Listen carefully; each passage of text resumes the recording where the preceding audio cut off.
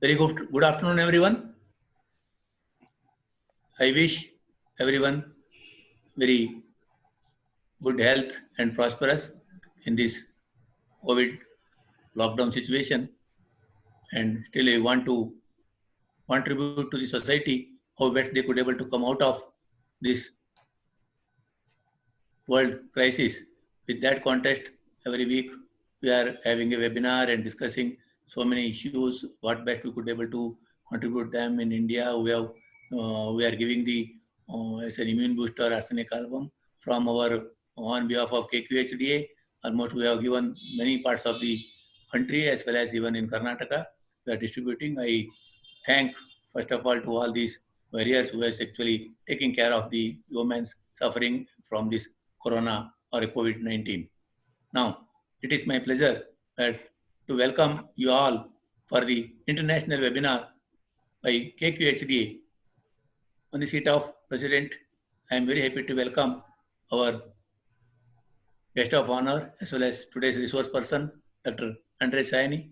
Sir, we are very happy to welcome you for the international webinar organized by KQHDA, and by the same time, our patron, Dr. B.D. Patel, sir, as well as other our office bearers, and so many personalities from India, from the different states of India, like Tamil Nadu, Andhra, Kerala, as well as UP, so many, even Goa, I could able to make a Maharashtra, the different parts of India, many persons are there, even some persons from the international, they are also joining us, and some are they joined. I welcome you one and all for this very interesting and I can say the very effective and educative webinar today, and we are very grateful you have all joined us. I welcome you once again. And as a formalities prayer, we would like to have a prayer because the God's grace certainly will take us to the destiny where we should reach. Now I request our ex-president, Dr. Srinivas BR, to make an invocation song and start a prayer. Please, Dr. Srinivas.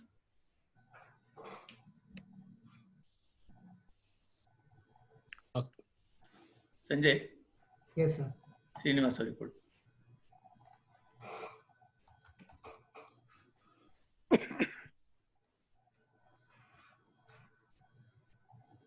Should I begin or there's a prayer coming? No, sir. Sir, yeah, different person. I will request you, sir. Just please wait. Maybe another 2-3 minutes. Srinivas. Unmute Madaparu. Okay.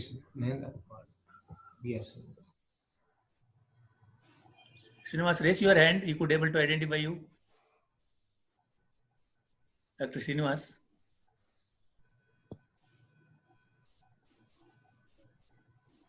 Dr. Srinivas. I think almost I am making a prayer only. Srinivas. It is getting unmuted, so 1 minute. Why? Srinivas, raise your hand.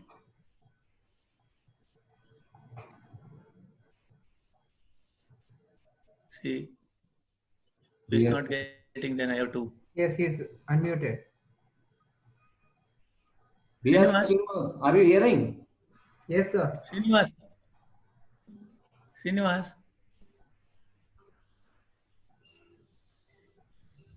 BR Srinivas. BR Srinivas. उसको unmute करना है sir. Yeah. No. He has done it, but still, I think. Sanjay, please make it fast.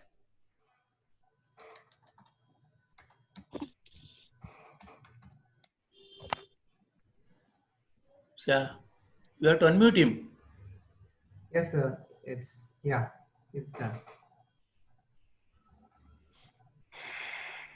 You made it? Srinivas? I think we should skip that because it's not. He's unmuted. You ask him to start. Hello, Srinivas? I think maybe the rain, there is some problem. Yes. Yeah, start. Okay. Start.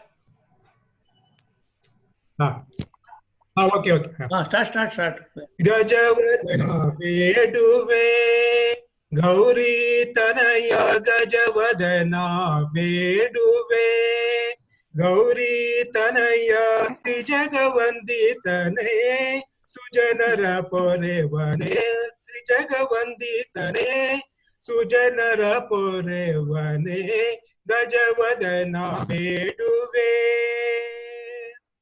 ಆಶಾಂ ಕುಶಧರಂ ಪರಮ ಪವಿತ್ರ ಪಾಶಾಂ ಕುಶಧರಂ ಪರಮ ಪವಿತ್ರ ಮೂಷಿಕ ವಾಹನ ಮುನಿಜನ ಪ್ರೇಮ ಮೋದದಿ ನಿನ್ನಯ ಪಾದವ ತೋರೋ ಮೋದದಿ ನಿನ್ನಯ ಪಾದವ ತೋರೋ ಸಾಧು ವಂದಿ. Dr. Sanjay, make it. Thank you, Srinivas. Thank you very much for the good prayer. ಆದರದಿಂದಲೇ ಸಾಧು ವಂದಿತನೇ ಗಜವದನ ಜನಾಭ ಶ್ರೀ ಪುರಂದರ ವಿಠಲ ಸರಸಿ ಜನಾಭ ಶ್ರೀ ಪ್ರವೀಣ್ ಕುಮಾರ್ ನಿರುತ ನೆನೆಯುವಂತೆ ದಯ ಮಾಡೋ ಗಜವದನ ಬೇಡುವೆ. Okay, thank you, Srinivas. Thank you for the good prayer. I hope without God's grace and His wishes, we could not able to achieve anything. Yeah, naturally, in the COVID-19 also, we are experiencing such difficulties and disturbances in beginning. Today, we have two eminent, very senior and experienced persons are with us. One is Dr. Andre Saine, a very senior personality, and another Dr. Dilip Dixit. Sir, so both are having a very good experience and knowledge, as well as they have their own style of functioning in a research way to guide so many persons nationally as well as internationally. Both are with us. Now, I request Dr. P.D. Praveen Kumar, Professor in the Government Homeopathic Medical College and Hospital, Bangalore, to introduce Andre Saine. Please, Dr. Praveen Kumar. Good afternoon, everybody. Please continue. Yeah. Can you hear me? Yeah, you are hearing. Continue. Okay. Good afternoon, everybody. COVID-19 has helped us to connect people across the world. In this hour of crisis, we are getting to hear from a stalwart in homeopathy, Dr. Andre Saine from Canada. Dr. Andre Saine discovered homeopathy in 1976 and graduated in 1982 from the National College of Naturopathic Medicine in Portland, Oregon. He has been teaching and lecturing on homeopathy since 1985. Dr. Saine studied at first with the modern teachers of his time. However, he quickly discovered that his real teachers, the ones from whom he learned the most, were the great masters of the past, and more particularly Lippe, Finke, and P.P. Wells. Studying their work inspired him to review all the Samuel Hahnemann's writings, which helped him to better understand the philosophy, art, and science of genuine homeopathy. This dedication and in-depth study has earned him the reputation of a respected homeopathic scholar and also a much sought after practitioner in the field. The main thrust of Dr. Saine's clinical work is the treatment of patients suffering from serious diseases. In addition to his private practice in Montreal, he co-founded the Canadian Academy of Homeopathy in 1986 and has since been its dean and the main instructor, a postgraduate program for professionals looking to deepen their knowledge of homeopathy. His most popular courses are Essentials of Acute and Chronic Prescribing and Case Analysis and Case Management, which are offered live in Montreal every year. Every September since 2005, he has taught in Germany a 7-day course for the Materia Medica Pura project. He also hosts several webinars a year for the International Hahnemannian Study Group and the Materia Medica Pura project. For more information, you can visit the website of Canadian Academy of Homeopathy and its educational division at Pure Homeopathy. Dr. Saine is one of the co-founders of Materia Medica Pura project, whose goal is to update the homeopathic Materia Medica and repertories for the first time since the monumental work of Constantine Herring and T.F. Allen over 130 years ago.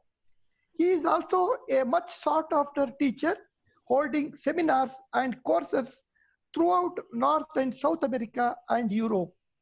He writes extensively and has been busy for many years writing two monumental works, namely Lessons in Pure Homeopathy and The Weight of Evidence.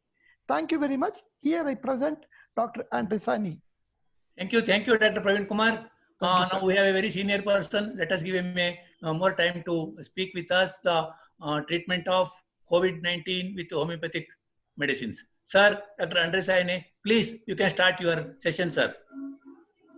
Thank you, Dr. Edge. Thank you, Dr. Praveet, for the for the introduction. How much time do we have? You have 1 hour, sir. Okay, very good. So I'm going to summarize a lecture that I gave 4 weeks ago, and because there's no really change since that time, and we can leave a lot of time for discussion and for question. So I'll show my screen now.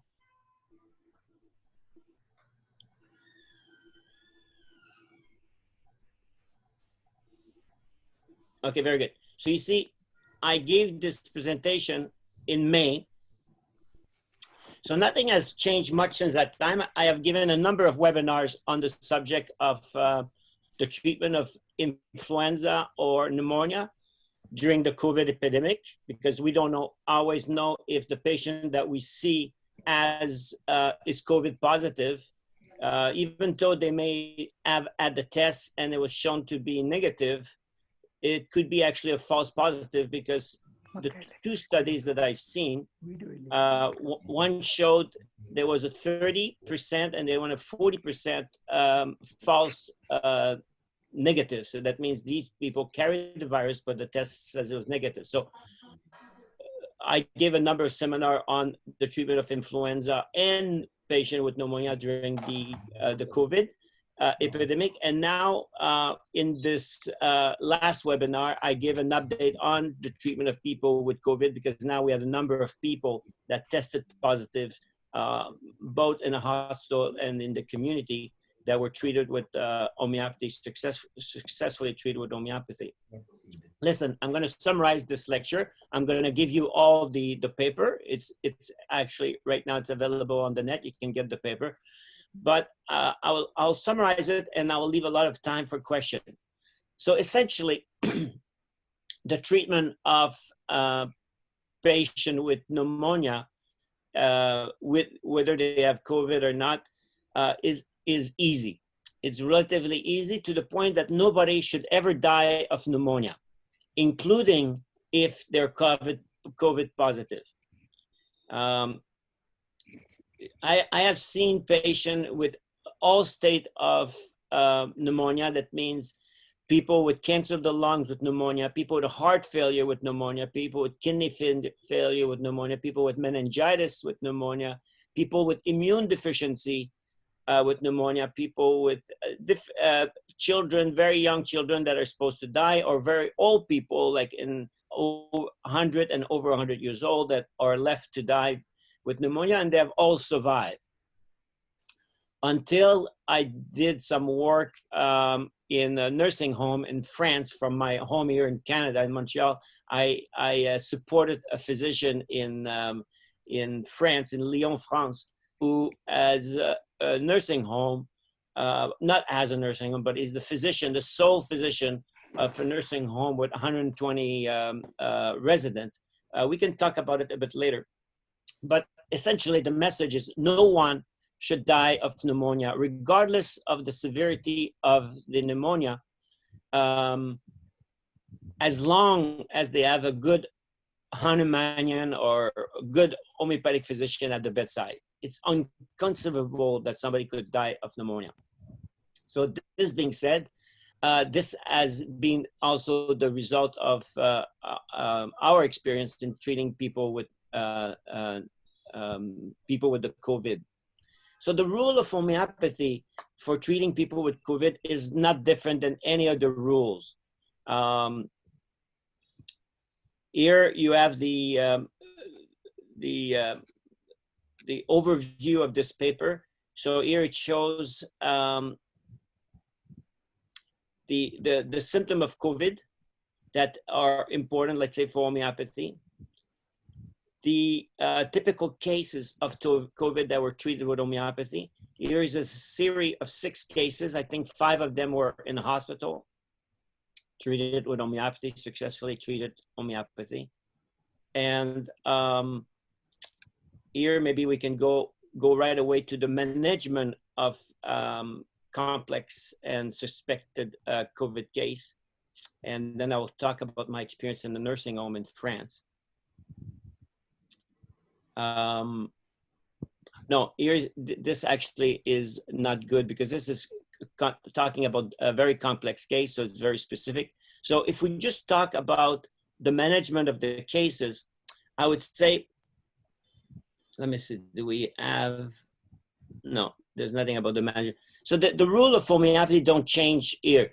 You have to take a complete case, analyze the case and say, what is most peculiar in this case? So when you take a complete case, you take all the symptoms and the signs that have appeared since the development of the acute manifestation of the fever and so on. So you take all the symptoms and you say, what is most striking in this case?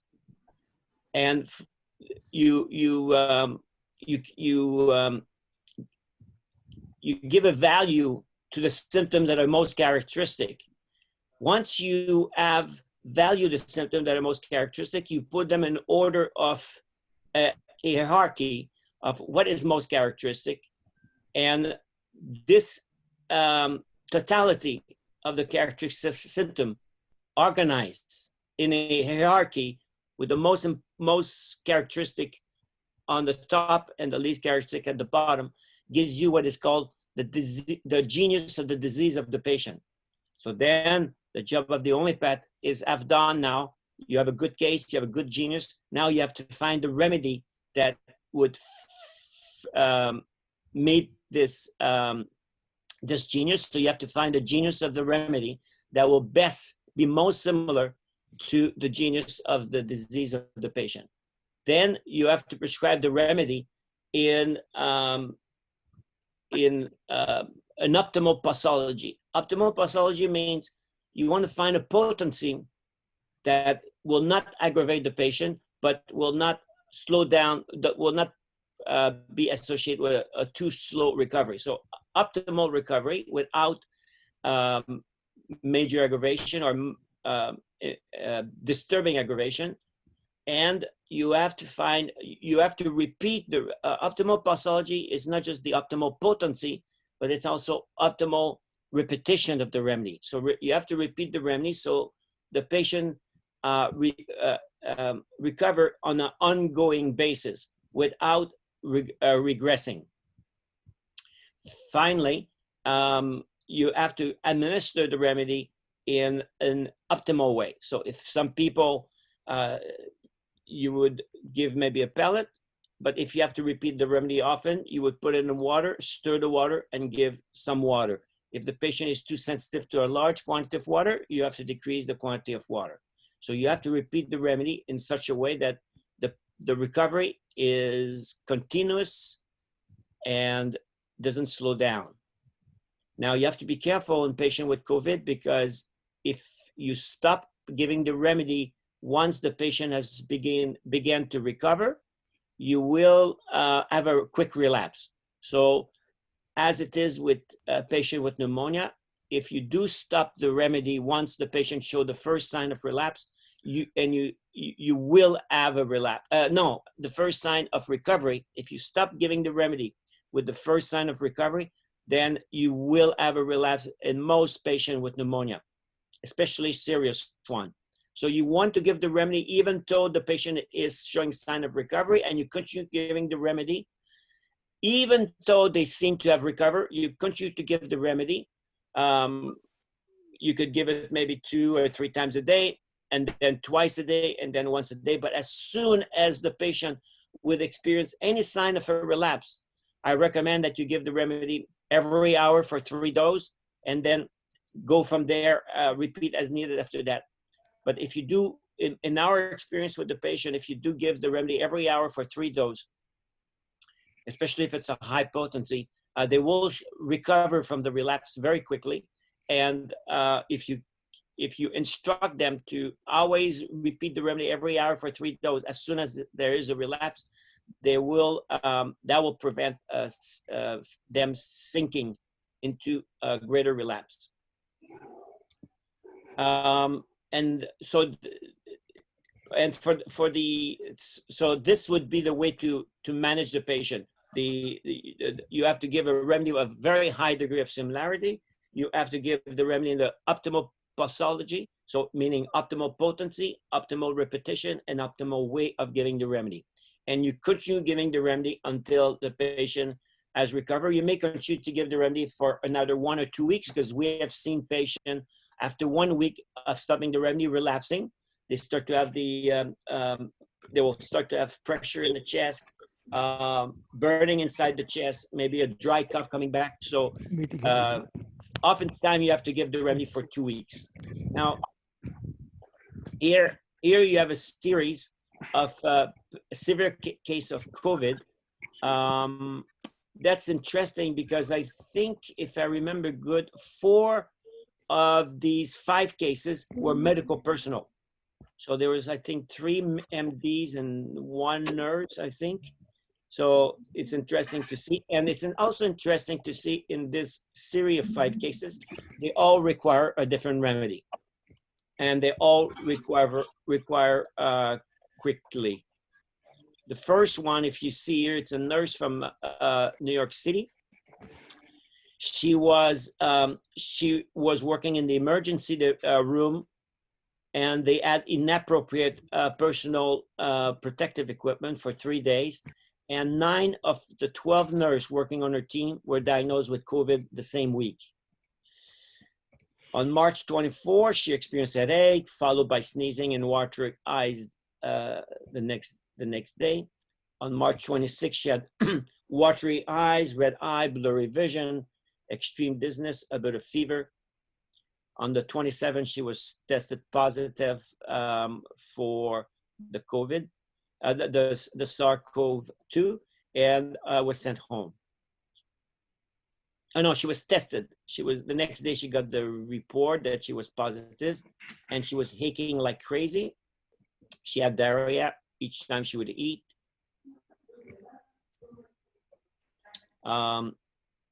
And her case was narrated to me on the 3rd of April. So already she had been sick since the 24th. So she would be sick already for 10 days. She says she had horrible shortness of breath.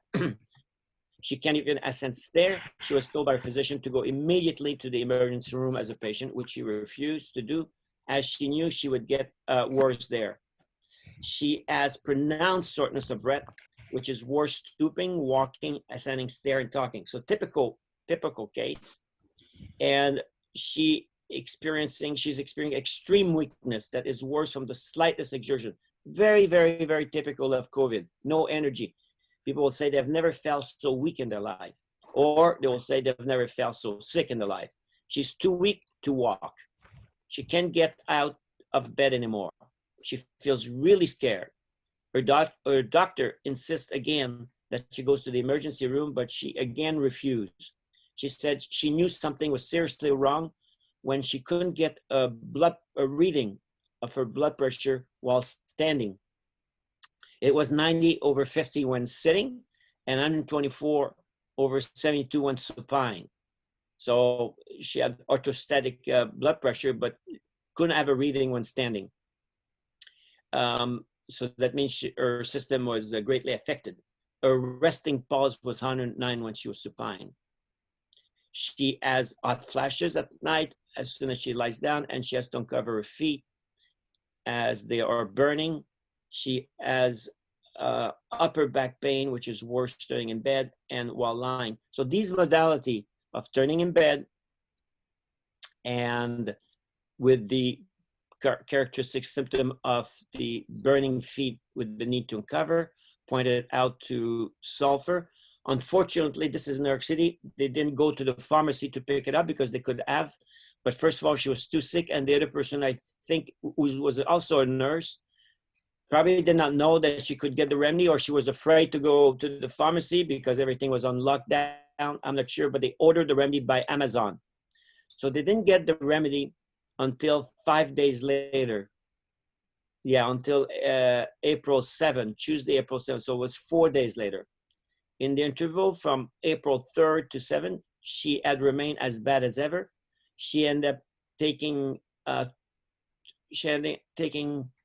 4 doses of 4 doses of sulfur 200K she got on April 7th. On April 8th, the next day, she says, I woke up feeling much, much better. She was able to walk, descend, and ascend stairs almost like normal. She cleared her apartment and cooked on that day.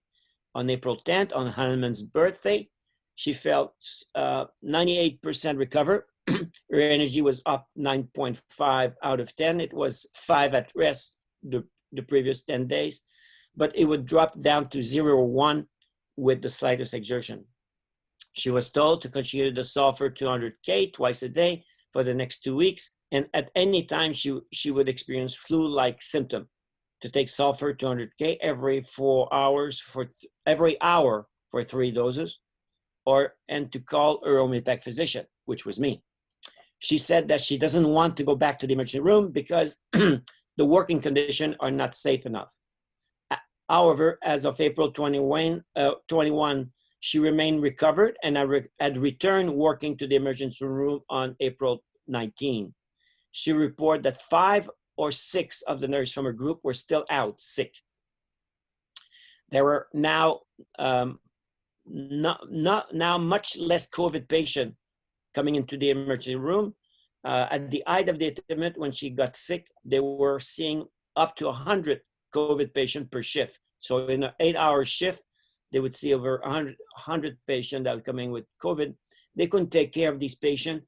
They had to put them, this is New York City, they had to put them in adjacent room.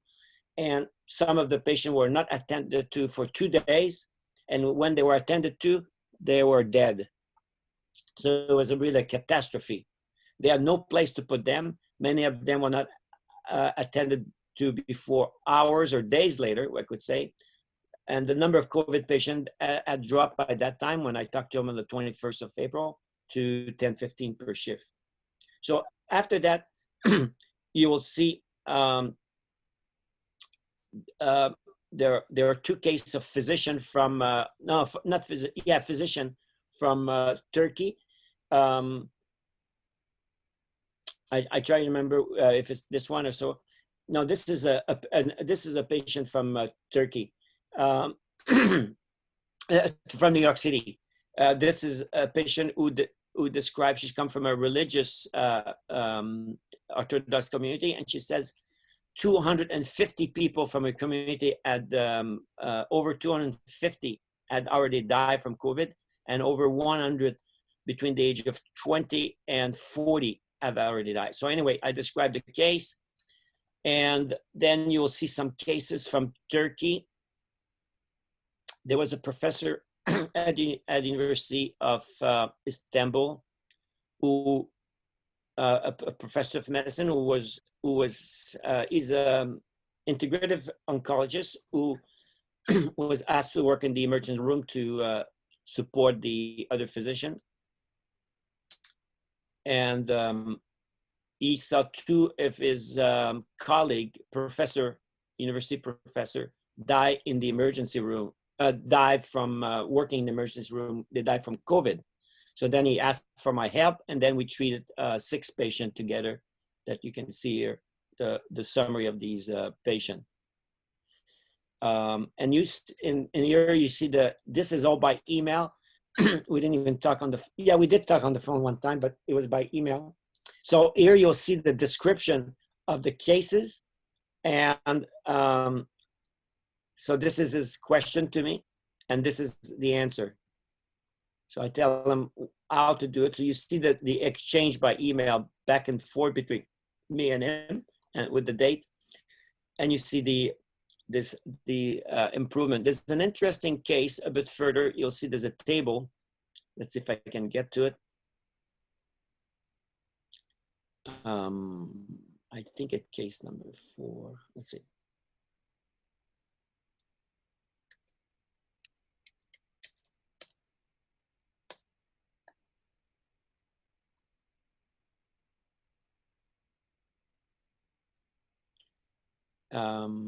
Maybe, no, once again.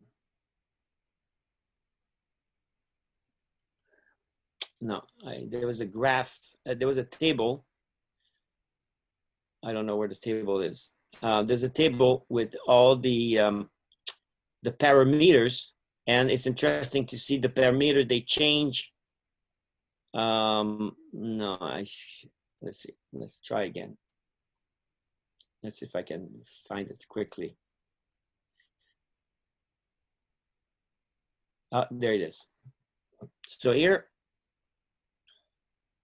you have the parameters of the patient, March 28, April, and you see the ferritin is steadily increasing. And the remedy was given at the end of the day of April 5th here. And you can see the ferritin starting to drop. The C-reactive protein going progressively up until the remedy was given. The next day, the C-reactive protein was down. Platelets, here there was a decrease in the platelets, like a bone marrow suppression, and they go up right after the remedy was given.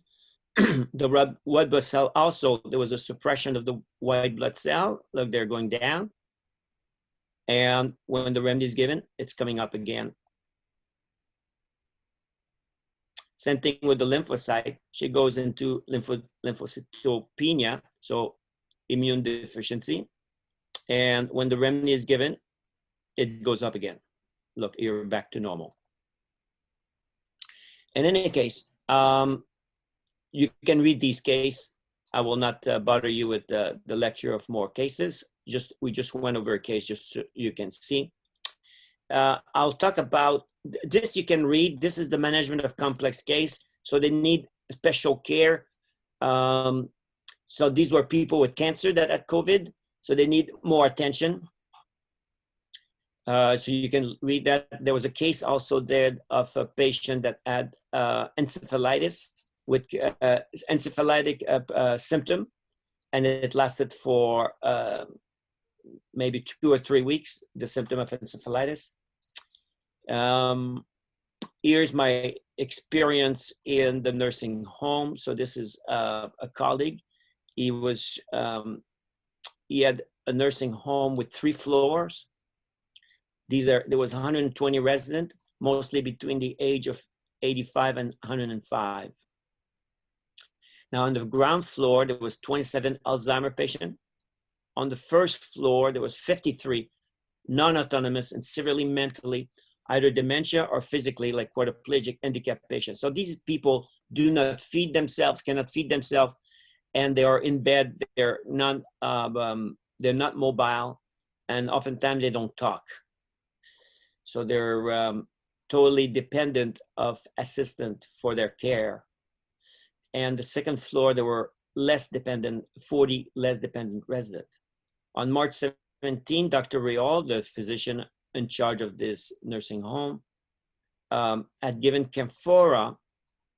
He says he followed the protocol from the beneficial effect of camphora. So he gave camphora to the 100 to 118 out of 120 residents, and to the majority of the staff. I don't know how many staff there is, but they got the camphora as a prevention.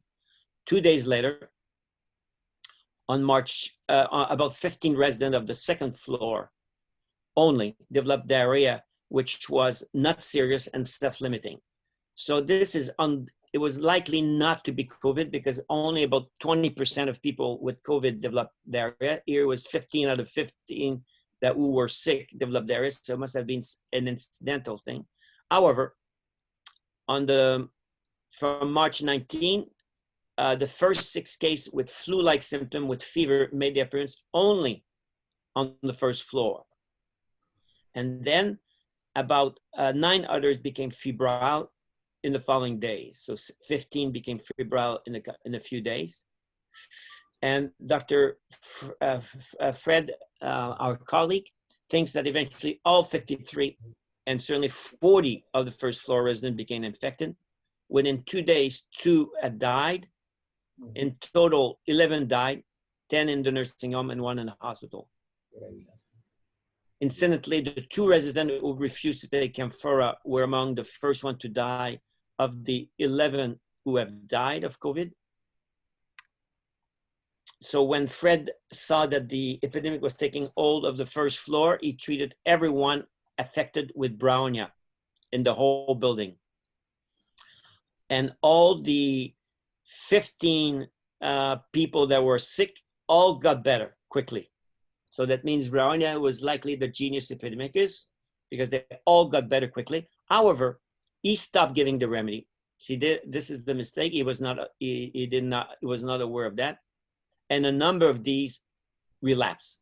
He resumed Brownia and they all improve again. However, some of these became worse with time. And for these, we had to use remedy adapted to each case, which saved 6 severe or critical cases.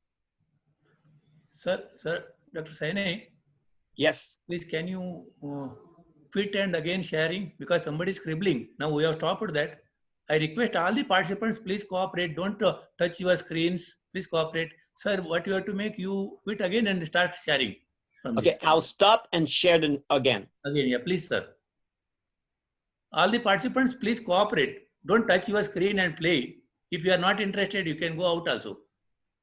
We are seriously doing something interesting matter. Okay. Okay, very good. Yeah, please, sir. Okay, no problem.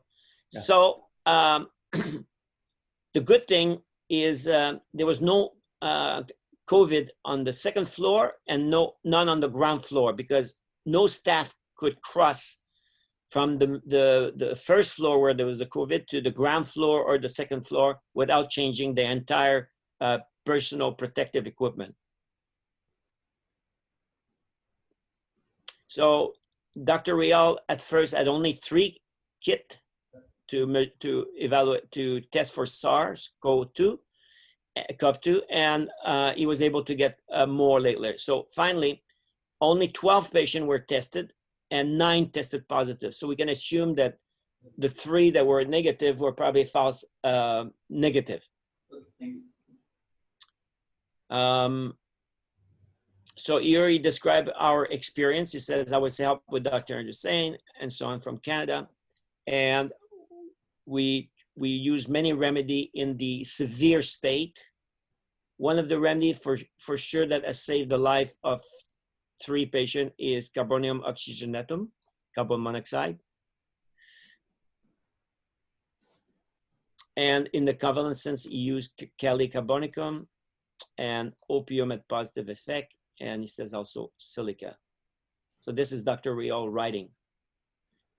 So he says for the early phase, Brownia was still in the lead. So it was, you have to understand here that Dr. Rial was the only physician for 120 residents. That means every day, Monday to Friday, he would visit the 120 patient, a resident. And he would work from 9 in the morning until 8 in the evening. And I would take over at that time from 8 p.m. from Montreal. I would follow with the nurse until 5 to 8 the next morning. So I would call the nurse every hour or so. I never was able to examine the patient. I never got a subjective symptom from the patient. Most of them were too handicapped to give any symptom. So the only symptom that I used to prescribe was the oxygenation index the pulse, and the temperature. So the pulse rate, the heart rate, the oxygenation index, and that's all what we add, and the description of the nerves of the breathing pattern. So here I describe more of the experience, so you can read it later. I'm gonna go back to our table of content, so you can read the rest here in terms of the differentiation materia medica. Okay, the key to success is always to individualize each patient at each visit. Individualization, incidentally, in the series of 5 severe cases that you have up there, each need a different remedy. So the key is individualization. It's always been in homeopathy for acute and chronic. There's no recipes. There's no routine prescribing. If you want to have absolute success, you have to individualize. That's the key to homeopathy. The key differential symptom: use the modality of the cough. The most common modality that have been seen with the COVID is taking a deep breath and talking. The cough is worse from talking and taking a deep breath. The modality of the headaches and its character. So it's very interesting. It seems like this is the most common characteristic of the headache in terms of modality: flexing the head and or stooping. So if they stoop the head, it's almost universal in these patients. Modality of the pain: the chest pain, the back pain, the kidney pain, the joint pain. So you get the modality. What makes it better, what makes it worse will be characteristic of their condition. The thirst: use the symptom of the thirst. So if you see dry mouth with or without thirst, as a rule, they will have a dry mouth and they will be with or without thirst. Use this. The temperature of the water and the quantity they want to drink is useful. If they drink hot water, they want hot water or cold water or ice cold water. If they want to drink by sip or large quantity. The disposition, the moods of the patient. In terms of the posology, this is an extremely pertinent question if you want to have 100% success. I've talked about it a bit here. I've talked about using the remedy more often when you have a patient with, let's say, immune deficiency. Like patient with cancer that had immune deficiency, you'll see in the case, the complex case, you'll see some cases there. Yeah, here I mentioned that the remedy must be continued after the recovery to prevent a relapse. In terms of prophylaxis, the best remedy we have found is the genius of the epidemic. Well, the genius, maybe only 60 to 70% of people will respond to Brownia. So it's still our best remedy for prevention. How to give it? It depends of contact. It depends of sensitivity of the patient. It depends, like contact, if they are in contact with COVID patient or not. So if a patient is not in contact with, doesn't go out of their apartment, they may need to take it once, let's say Brownia 200, maybe once every 2 or 3 or 4 weeks. While somebody that goes shopping for food for the family may want to take it once a week. And a physician or a healthcare worker that works with COVID patient every day, maybe every 5 days, or 200. Here I talk about the potency. And after a while, you would need to change the potency of the remedy. If you have taken 6 to 8 doses of a potency, then you may want to increase to the next potency if the epidemic prolongs itself. And for therapeutic, it's always the minimum in each individual case is very simple. And the most commonly and successfully prescribed remedy as far as of May 1st has also been Brownia in all stage of the disease. However, for the severe and critical stage, aside from Brownia, we have used successfully Antimonium tartaricum, arsenicum, Carbonium oxygenatum, Cabo vegetabilis, opium, and Eosiamos. Here I give summary of the most indicated remedies, so you can, the most characteristic symptom of brownia in terms of disposition, and is very typical of COVID, is they want to be quiet. They just don't want to move, like that nurse, but she didn't require brownia, but they have no energy, they just want to lie down.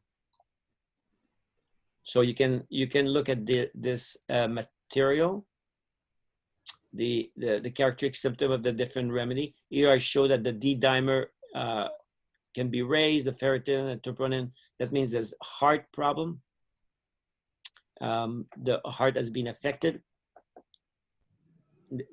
In other words, after brownia, these serum marker improve. Phosphorus can be indicated, but here the sine qua non symptom of phosphorus, sine qua non means must have it. The patient is thirsty for ice cold water, very thirsty, tends to have wants. If they don't want ice cold water, if they want warm water, don't prescribe phosphorus because you will not be successful. And then I describe the other symptom. So that's the sine qua non. Arsenicum album, maybe the third one.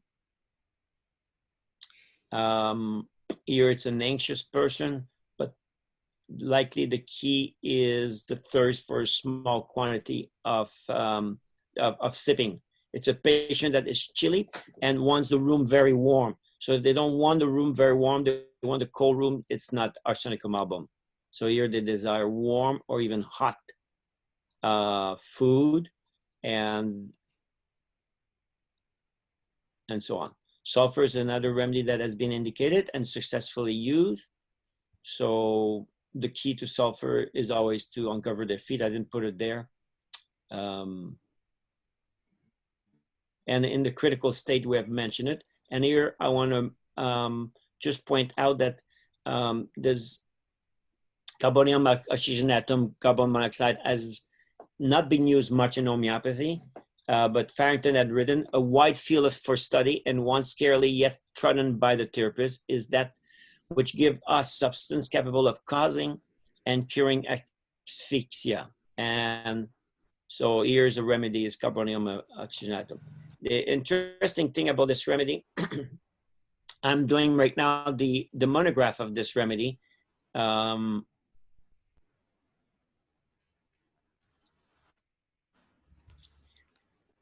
Here's the monograph that I'm doing right now of carbonium oxygenatum. And one thing I want to show you is the similarity between,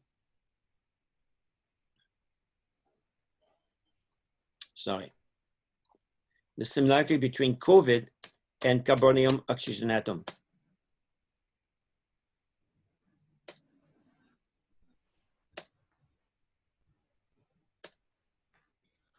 Okay, so here's the carbon monoxide poison, the comparison between the carbon monoxide poison patient and the COVID patient. So both population at greater risk are the patient with our age population with comorbidity. So when people are poisoned with carbon monoxide in the same house, the one that are older and with comorbidity like heart disease and breathing problem will be more affected by the carbon monoxide. Anemia, other blood disorder. Both show chilblains, what is called the COVID toes. Both will have conjunctivitis. Both will show like universally tachycardia with tachypnea. Both COVID and the acute and chronic state of COVID poisoning resemble an influenza-like illness. And this is very striking, is the radiographic change of the lungs in patients with carbon monoxide poisoning. We're observing 18 cases here, it says, and it was the ground glass appearance that we see in patients with COVID. It's the only disease that we know that have a ground glass appearance is carbon monoxide poisoning persons, and in COVID. This is the most common X-ray finding of acute carbon monoxide poisoning. So both will develop like pulmonary edema, very, very similar. The lungs are just full, engorged with blood.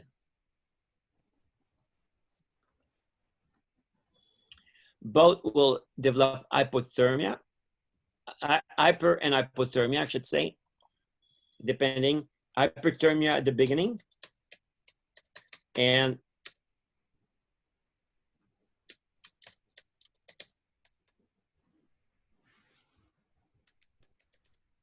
hypothermia as they are progressing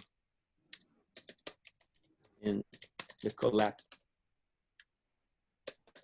state. There you go. Both COVID and carbon monoxide patient present with, yeah, we already mentioned that. Both will have scattered rails all over the lung because they have a diffuse inflammation of the lungs. So on the autopsy, they look similar. The lungs look very similar. So slides are not moving? Pardon? Slides. Can you see my screen? Yeah. Now, my document moving? Yeah, no, not moving. It's not moving, so I have to stop sharing and share it again. Oh, please, sir. Was it like this for a long time? Was it like this for a long time? No. Okay, very good. So you see it now, right? Yeah. Okay. So both will have like significant metabolic acidosis. Both will have elevated liver enzyme. They will have the lactohydrogenase enzyme elevation. Both the carbon monoxide poison patient with benefits from hyperbaric chamber therapy. I bet that if you put a COVID patient that is in acute respiratory distress syndrome, they would do better in hyperbaric therapy, but not many hospitals have that for many people. Usually they have one or two chamber. They don't have like a chamber for hundreds of affected patients.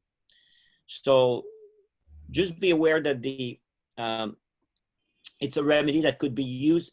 We're going to do a trial in Turkey, and we're going to try brownia for prevention, and we're going to try also carbonium oxygenatum for prevention. And so right now it's an hypothesis that it could be the genus epidemicus of this disease. What we know is 3 cases in the severe state of asphyxia, like critical dying people who were unconscious, came out of their state of unconsciousness and survived due to the carbonium oxygenatum. So that's so far we know this. But it has been difficult to use in other patients because most pharmacy, homeopathic pharmacy, don't carry it. And if we would mail it from our pharmacy, from our office, to people in the United States or in Europe that have COVID, because of the lockdown, the mail takes about 3 weeks. And so by the time we would send them the carbonium oxygenatum, they would be dead if they had to wait for the remedy. So we have not used, I've not used it personally in early case, not yet, only in late stage, in the critical, when they're in respiratory distress, which was successful. As you can see from, no, now we're looking at the wrong document. Okay. Okay, I think there's not much else to cover. We can leave the rest for here. Maybe the last message here is why homeopath should knock at every door to request clinical and prophylaxis trial with homeopathy. I know of at least in Cuba, they're doing a prophylactic trial with a combination remedy, and they're doing a trial also in Brazil. I'm also aware that in a hospital in Germany, they will do a prophylactic trial and also a therapeutic trial that will begin soon. And in Turkey, they will do a clinical trial with patient in hospital and also with prevention. So we need much more trial, because if my understanding is, if we had good clinical trial, many government would adopt homeopathy for the COVID. We would not have needed to go in lockdown. We would have needed to protect the elderly population, but anybody, the remedy could have been using for prevention for all in the population and in the susceptible population. They would not have need to be locked down. And if somebody was developed any sign of a febrile condition or flu-like illness, they would be addressed with homeopathy, and the epidemic would have been finished. There would have been no huge economic problem. On the other hand, the lockdown has been very good for the planet, because there's very few airplanes flying. There's people are not traveling much. So it's very quiet on the planet. So maybe it will remain like this for a little while. So there's a good aspect to the lockdown.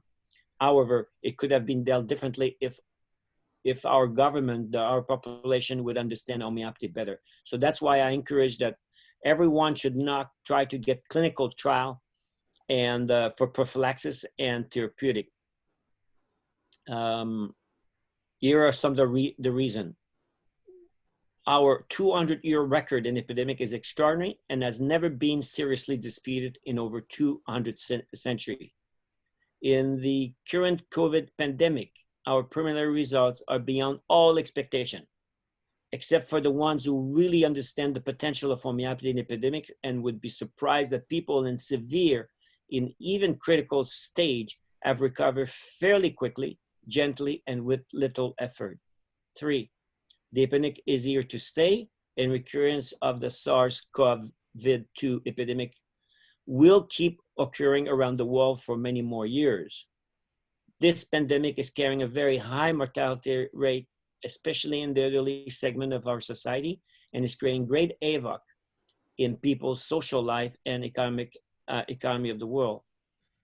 No one can predict the long-term effects of this pandemic on the population, such as 11% mortality within the first year in the ones who have been hospitalized and have survived community-acquired pneumonia. Now, it's people that have pneumonia and go in a hospital and actually pneumonia. 11% of the, pardon? The slides are not moving again. Okay, thank you.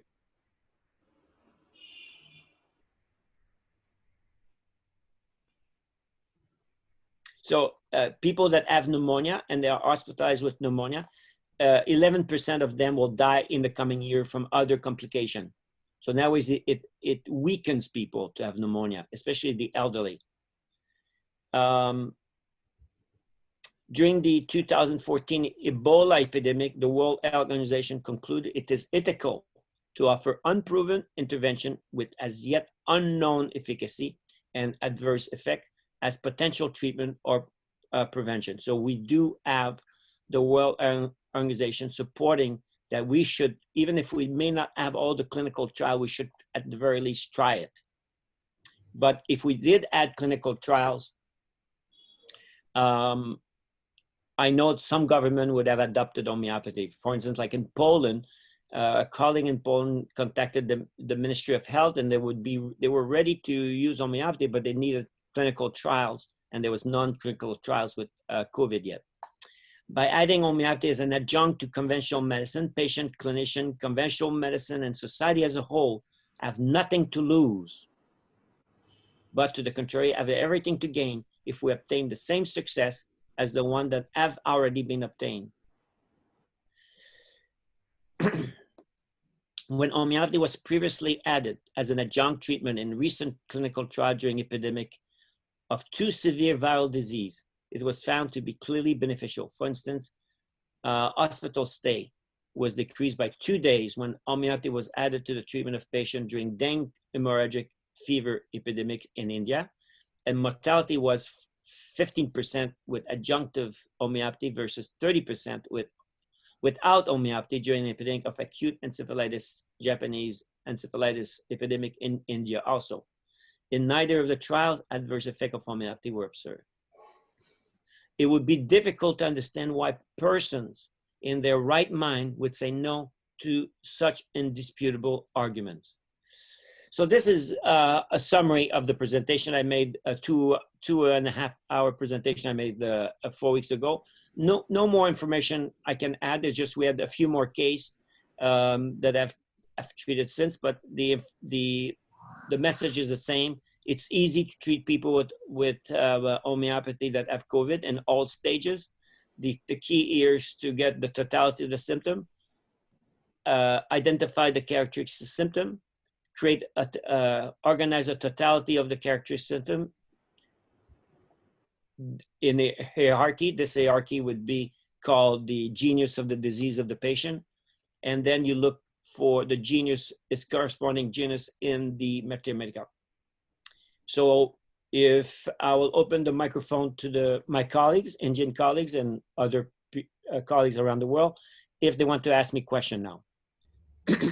Yes, sir, some questions are asked. Especially they want to know the new remedy, carbonium oxygenation, where and how indicated. Well, it's not a new remedy. You will find it in you will find this remedy in Allen's Encyclopedia. Yeah. So it's not a new remedy. It's just right now there's been no new monograph of it. So I'm doing a monograph. You see, it's 175 pages, and if we look at the number of reference that there is for this monograph, so far we're at 548 references. So this is cases from the literature.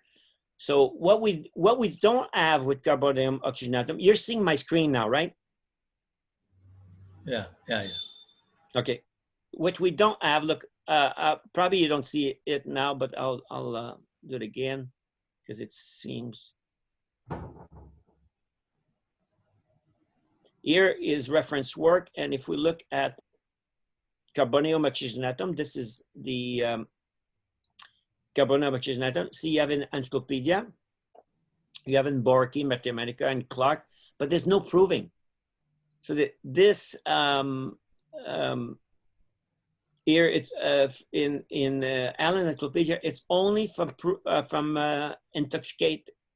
intoxication in the population.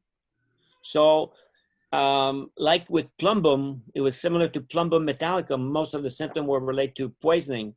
There was very few proving. So now we're doing a proving. We need a proving. But with the monograph of all the poison case, which is very extensive. Sir, there is another question. Yes. How the medicine can be administered when they are on ventilators? Oh, it's very easy. You can administer the remedy. You can put it on the skin. You can rub the skin and apply on the skin. You'll see that in paragraph 285 of the Argonaut. You could put it on. You could put it as a spray, and as an aerosol, and put the spray near the ventilator, or you can apply it to. You could apply it just to their skin or to a drop into their eyes. So easy, just rub the remedy on the skin. It will be the easiest way to do it. Okay. Look at paragraph 285 of the Argonaut. Thank you, sir. Or if you look in the last, an edition that Hahnemann did in one of his last writing in the chronic disease, I think it's the last edition of chronic disease. He did an edition and he shows how to rub the skin with the remedy.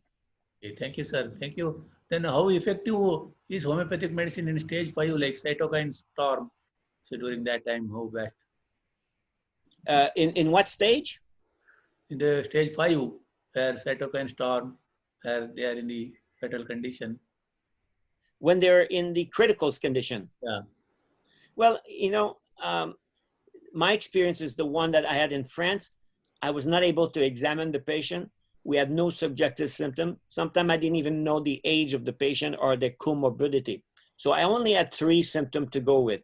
I had temperature, I had oxygenation index, and heart rate. So we were working in a greatly deficient space. But my understanding, with my experience of treating patient with pneumonia in a comatose state, nobody should die of pneumonia, and including COVID, if you can take a good case. In other words, if you can be at the bedside of the patient, watch the patient, get the symptom, and prescribe accordingly, I don't see why people should die. In France, there is 6 that came out of the severe state, the critical state, and nowadays they were in acute respiratory distress syndrome. But you have to understand, we were using only 3. I was using 3 symptoms essentially to know if I was giving the right remedy, because I was not there to see it. A nurse had to deal with like 40 plus patients in a shift, and they had no time to examine the patient for me. They would just say, how is the breathing? How is the oxygenation? They would just give me that data and I would prescribe for them. However, if it's homeopathy is properly done, you can watch the patient, you can examine the patient. There's no reason for patient dying of pneumonia. I don't see it. I've seen all patients in a very, very difficult, dire situation, and nobody should ever die of pneumonia. As long as you have a good homeopathic physician there and you have access to the remedy, I don't see why person would should die of pneumonia. Because as soon as you give the remedy to a dying patient with pneumonia, if it's a centenarian that has been sick with pneumonia, is in a state of coma, or a person with immune deficiency in a state of coma, a patient with cancer of the lung that is in a coma with cancer with pneumonia, and you give the remedy, as soon as you give the remedy, the right remedy, they start to recover, and they recover completely from the pneumonia. Not necessarily from cancer of the lung, but they will recover completely from the pneumonia. So yeah, I would say nobody should die from pneumonia under good homeopathy. Sir, why there is a more number of deaths in Italy and now the US? Could able to highlight 1 or 2 minutes? Everybody is eager to know that. Why there's such a high death in, well, because mortality rate is more. Yeah, I'm saying nobody should die of COVID with homeopathy, but they're not using homeopathy, so the mortality would be high. Once they go to the emergency room, like I have a colleague who's an anesthesiologist in New York City, and during the peak of the epidemic, let's say in mid-March, her husband was working in the also as an anesthesiologist to intubate the patient.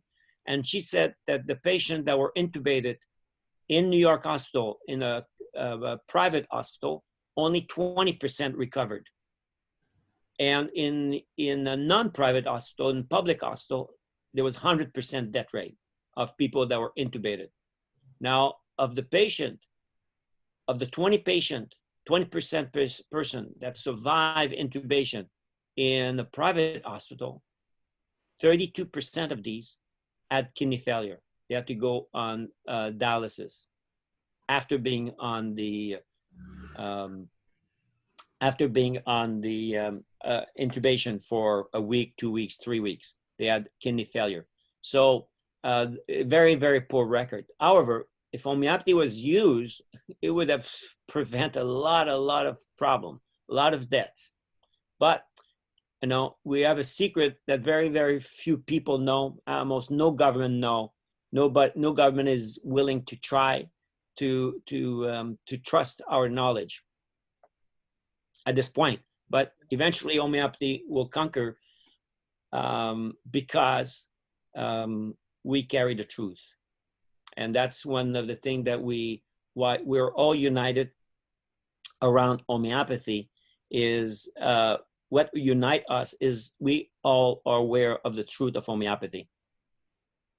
Thank you, sir. The last question, where they are interested to know the potencies you have used for the brania, carboxin, and phosphorus and other remedies. Which potencies, in which stage it may help? It's the last question. I think I have taken your sufficient time. Okay, very good. So yeah, so no, the potency is not so important, but you don't want to go too low. The more intense is the disease, like pneumonia and so on, you have to use a higher potency. So I would suggest if you start with a 200, you will have a response to a 200, regardless of the case of pneumonia, as long as you repeat properly. So a 1M potency, a 10M potency, just fine. But as you go along, you may need to increase to 50M. Occasionally, you may need to increase to 50M in a patient with pneumonia. So if you have a potency, let's say, of brania from 200 to 1M, 10M, and 50M in a clinic, and you should be able to save 100% of your case with pneumonia. Thank you, sir. Thank you very much for sharing and sparing your valuable time with us. Though the time difference is there from your place to this place, with the odd hours you came to share your knowledge with us and enlighten all of us. And he is a person like that. He has worked with so many projects. Even on miasms, I have heard his speech. I think, sir, we will call you again to share your knowledge and experience sometime after this is over. Really, we are very much thankful to you on behalf of KQHD. I thank you. Thank you very much, sir. We'll go to the next session. We have another senior person with us, Dr. Dilip Dixit from Mumbai, and he is well known as Dixit sir. I think majority of us know him, that his way of prescription and way of guidance and way of doing the research and all these things. Dr. Sanjay, please make the cinema solos Yes, sir. mute. And as well as Dr. Dilip Dixit sir, you take him. First you give it to Dr. Srinivasulu.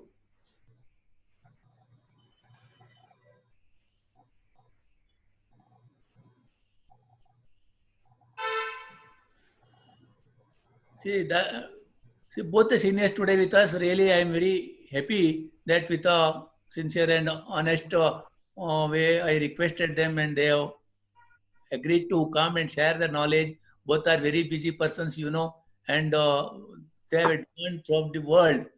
Now I think Dr. Srinivasulu got the connection now.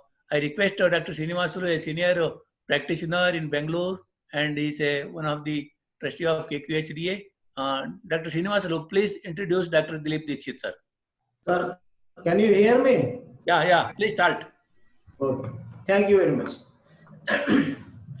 It's a great pleasure to introduce today's second speaker, Dr. Dilip Dixit. So he has been a mentor to generations of super specialists from different medical specialties, private practitioners, institutions. He is often referred to as a consultant to the consultants. Honest to the core, to accept the observations, the failures therein, and further innovate till he found a solution for a different problems like idiopathic thrombocytopenic purpura, leprosy, HIV, infertility, malignancies, etc. Has worked extensively on over 3,000 cases of leprosy along with a team of multidisciplinary experts and developed management protocols for various stages and types of leprosy using principles of homeopathy. Professional experience, homeopathic practice from 1971 to till date in Mumbai. Visiting consultants in Perth, Melbourne, Brisbane in Australia for long 28 years. First honorary consultant physician of ICR appointed during the lifetime of Dr. M.L. Dowley. His clinical experiences are like worked at Aligarh in a 100-bedded hospital from 1970 to 1971 as a house surgeon concurrently with consultants with different disciplines. Worked as a research project on bronchial asthma conducted in hospital under the aegis of CCH, where 40 beds were allotted to care the asthma patients. Also independently treated, admitted cases of ENT and OBG with homeopathic management. From 1996 to 1997, worked as a pediatric homeopathic consultant at Ram's Hospital, along with Dr. Ram Subramaniam, a well-known pediatrician at Mulund, an ardent follower of homeopathy, converted his hospital into a homeopathic hospital where Dr. Dixit and Dr. Ram, along with their team, started treating pediatric cases with homeopathy and observed the referrals to the higher centers were drastically reduced to the one-third. Worked with a team of pediatricians, chest physicians, nephrologists, treated pediatric pneumonias, malarias, nephrotic syndromes, infectious diseases like typhoid, malaria, dengue, subacute sclerosing, panencephalitis, and malignancies, etc. And concurrently working on application of homeopathy in plants preventing a bacterial blight in pomegranates. And his research experience, leprosy project, studied and treated around 3,000 cases in association with the dermatologist Dr. A.D. Kakkar and A.T. Thakkar, and the same were published in several journals across various countries in 10 to 12 languages. And he has been tutored extensively in Melbourne, Brisbane, and Perth, Australia for long to 28 years. And with his experiences and his lectures, culminated the establishment of a homeopathic college in Melbourne and an institute called Homeopathic Education and Research Association. And professional achievements, 1984 to 1996, worked and developed Argonon 96. It is a unique program software deeply rooted in homeopathic philosophy and applies it in day-to-day practice from the time patient enters in the clinic and until his cure.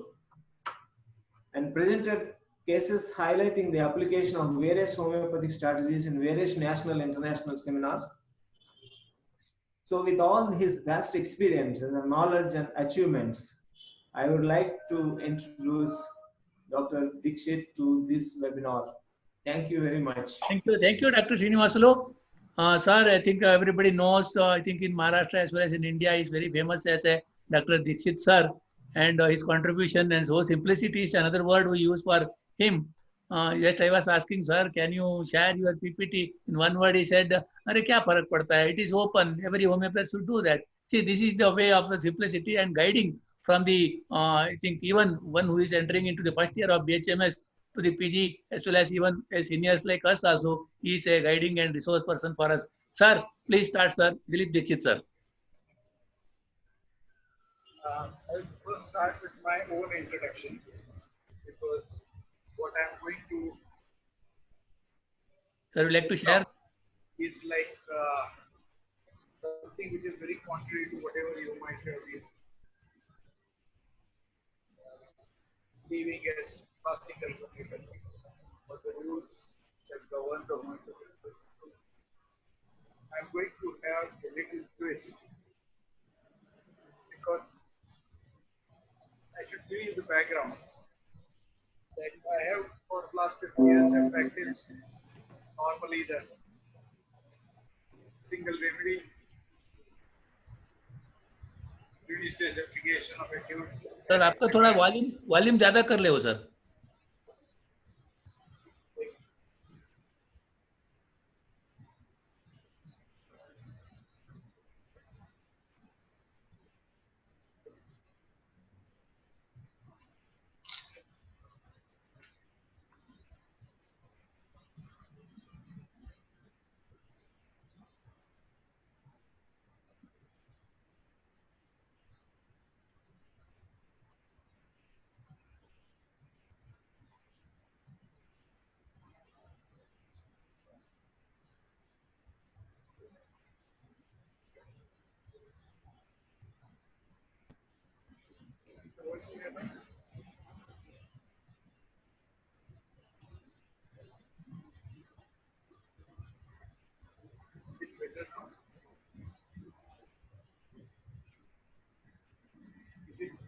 better now?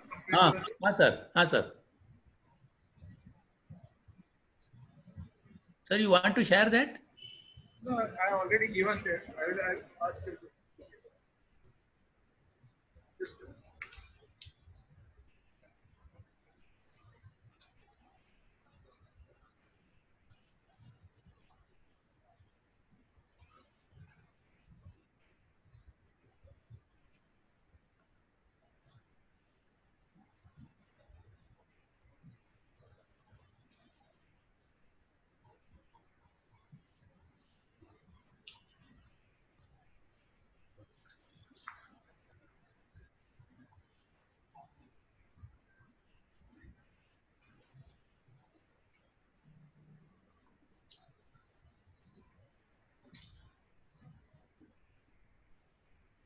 Can you see? Sir. Sir.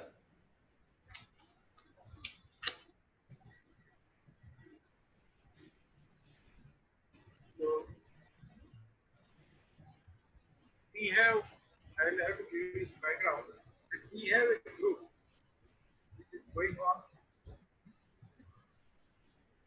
We have a group which is meeting weekly about practitioners, 12 to 14 practitioners are meeting every week. And we are discussing various problems in practice, difficult clinical conditions, or patients which were their own patients, which said they had problems in solving it. So as a group, they were trying to sort out the issues and try to learn from the entire experience. Now, when this COVID thing was going on, we were discussing what is happening in China, what sort of symptoms are there, and this and that. And there was hardly any data that was available at that time. And then the advisory came with that arsenic. Then somebody said camphor. Now, with our clinical experience of 50 years, it was quite obvious that 3 doses of arsenic of 30 is not going to do anything. We were not convinced of it as a preventive. Now, we are not supposed to treat COVID cases. So we had that option was also not available at that time. Not that there were any cases. In fact, I was not well, so my clinic was closed. I was resting at home. But we tried to understand, and when the pandemic was declared, and we were wondering that what could suppose there was a flashback in my mind. I recollected that there was a patient, that lady walked into my clinic and took her case papers from Tata Memorial and said, I have come to you because I felt that I will get all right if you drink. These are my papers from the Tata. They have investigated and advised surgery and chemotherapy. I have decided that I will not follow that path. If you don't give me medicine, I will not take any other medicine. I would prefer to die with the disease rather than going for any other. I had no other option than to take the case. We took the case, and surprisingly, in 4 to 6 weeks, the entire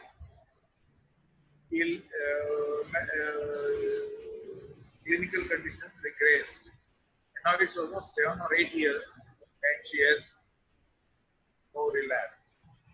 Now, this was something which flashed in my mind.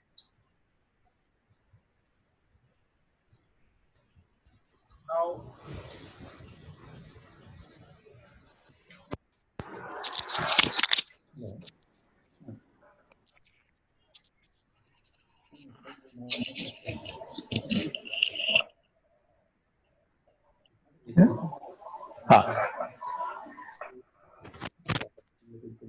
Yeah. So now I could see the thing that the modern medicine is saying that they don't have a cure. They're waiting for the vaccine to appear. The patients were supposed to go to the government hospital if they had any COVID symptoms. Now I thought that if I fall sick or any of this type of patient comes to me, what would be my role? What I'm going to do? Should I drive them away if they refuse to take anything else?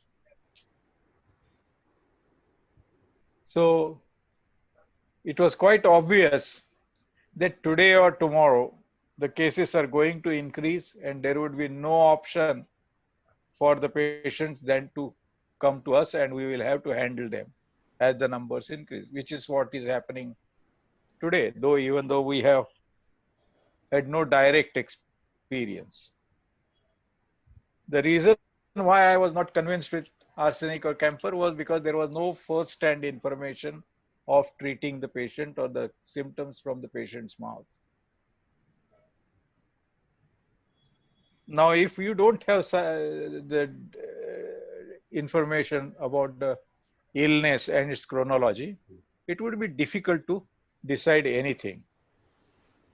So I thought that if the symptoms are not available, they are not available. There is no point in grumbling over it. So let us see, try to find any other solution than going for the clinical picture that is going to come to us.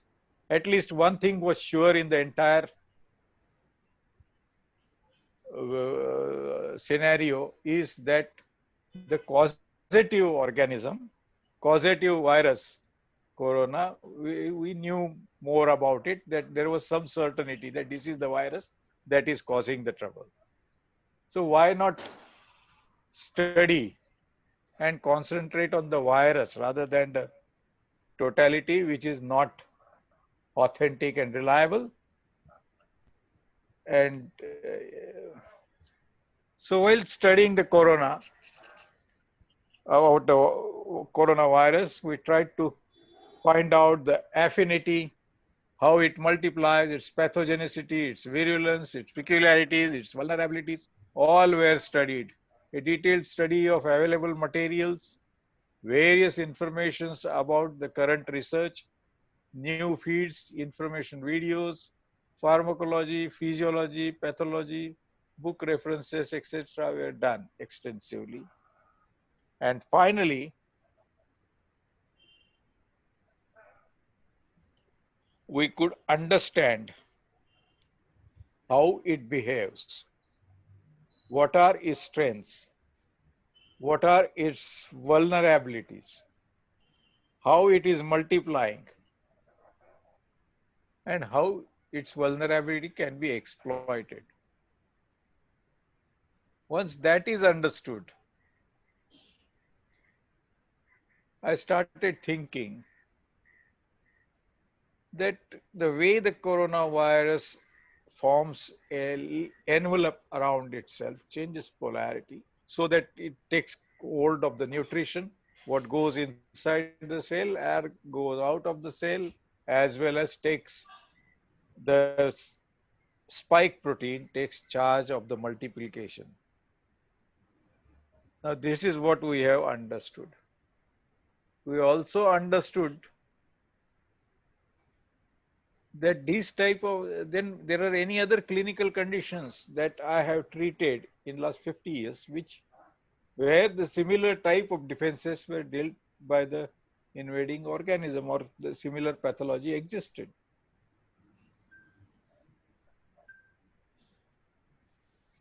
The coronavirus also changes cell polarity of the host cells. Virus protein takes charge of the host cells RNA affecting cell nutrition, what goes in and what goes out, thereby restricting nutrition of cells. Replication inside cells by taking over cell RNA and many more. Comparisons of experiences with similar therapeutic challenges in the past, I could recollect the P. Banerjee protocol, which he had given in treating glioma, which was extensively studied by American surgeons and have found in vivo and vitro the medicines were highly effective in glioma. That was Calcarea Fos 6X plus Ruta G6. And this was what he had tried. Now, in my practice also, when there was nothing else to do, when you have found in cases of malignancy where everything has been taken into account, you tried constitutional, you found acute, intercurrent, phase, everything, you don't have any answer, you don't have any clue. There, we try to find out as a last resort. Let us see what this Banerjee is saying. Why not try and see whether it works or not? And surprisingly, there were miraculous results. At least it used to give a sudden boost. Initial starts improving. Now, once we get that movement for the better, then we can have better select other remedies as per indications and take the case to the logical conclusion. So this was one solid case where similar envelope, where the malignant cells change polarity, try to protect themselves by restricting entry of what comes in and what goes out. They are able to survive with 2% of oxygen when normal cell needs 98% of oxygen. Now, if this particular methodology is able to take that medicine right inside the cell and take control of the malignant cells, well, this is what comes very close to what the corona needs to be dealt with.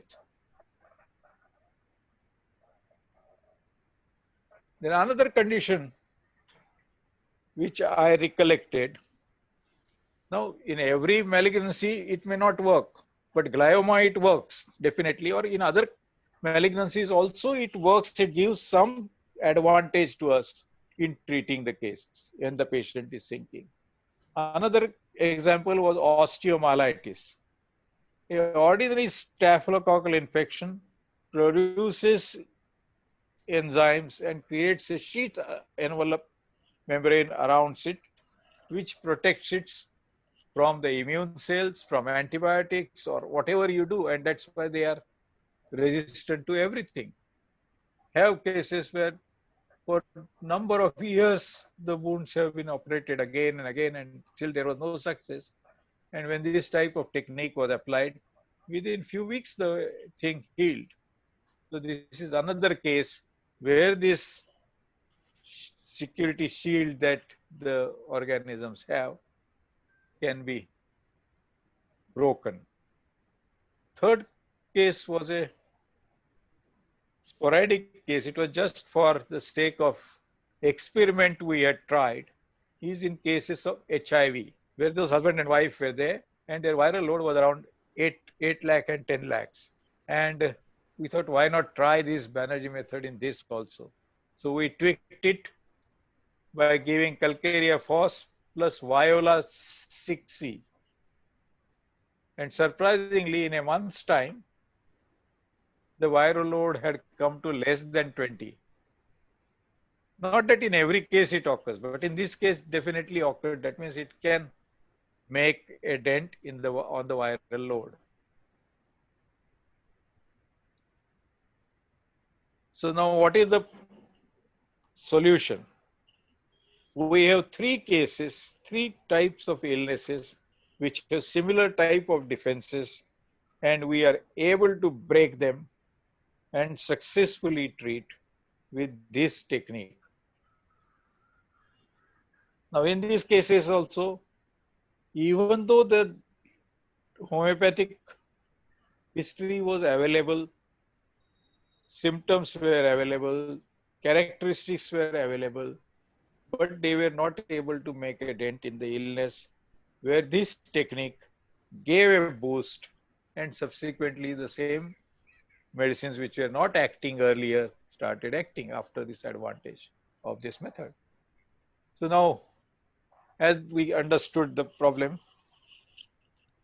it needed experimentation. Now, because this group was meeting every week, we put it in the group, this hypothesis that this is what I think.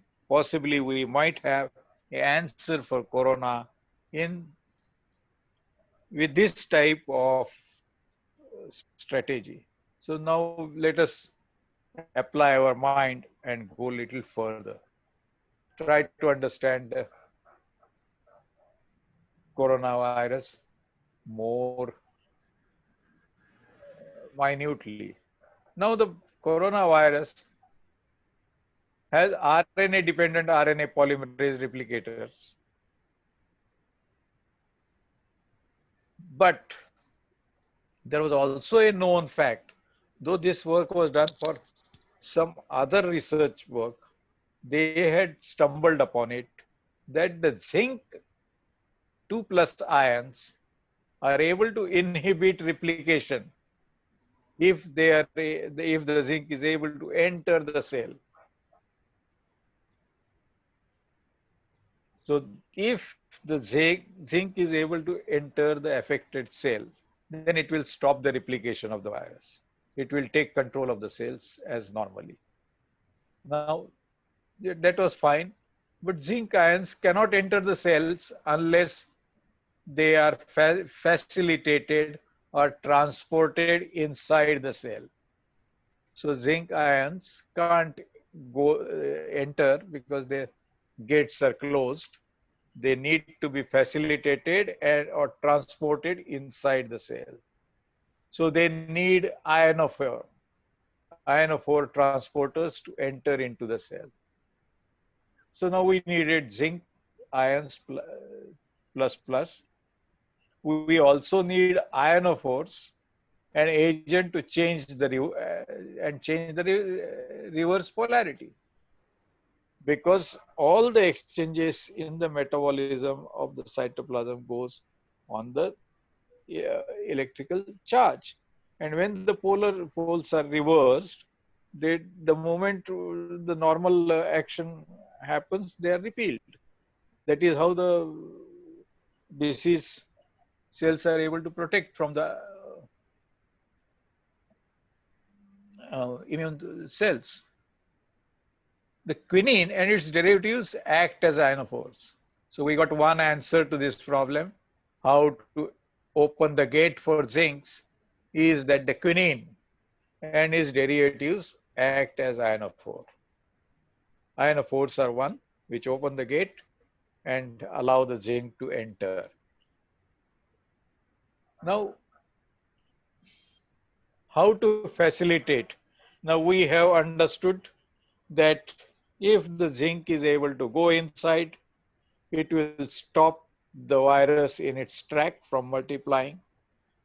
We know that quinine-like things are able to open the gates for zinc. We need to change the polarity so that they are able to get inside the cell and take charge. So what are the types of weapons that we have? What type of transport mechanisms we have yet in our hand as a homeopath? So calcarea phos is a biochemic tissue salt. How we prepare biochemic remedies? By trituration. So we are charging the substances, so it is a charge. Calcium adsorption neutralizes the negative polarity. Calcium pump helps two-way flow across cell membrane. Phosphate ion provides much needed energy for the intracellular metabolic reaction. Bioactivity enhanced by homeopathic mode of preparation, the trituration. The nanoparticles studies, as the Dr. Jayesh Bellare and his team had demonstrated in IIT Powai, that homeopathic medicines do retain the original substance in the nano form, and their population gradually decreases as we go in the higher up in the potency. Up to 6, the population becomes less. But after 6 to higher potencies, it becomes plateaued. It doesn't decrease. So this is what their research had. So we have the nanoparticle, that is ions, zinc ions are available, nano transporters are available, nano polarity reversible equipments are available. Now we need to form the strategy. We need to, so our now target is enter the cell, stop the spike protein by allowing the zinc to enter the cell and stop multiplication. So we are now have a reasonably workable solution to stop the virus in its track from multiplying. So we need to form a therapeutic strategy. Now, what is as we all know from our homeopathic philosophical angle, the viral infections, the immunity, which is erratic, are tubercular. So,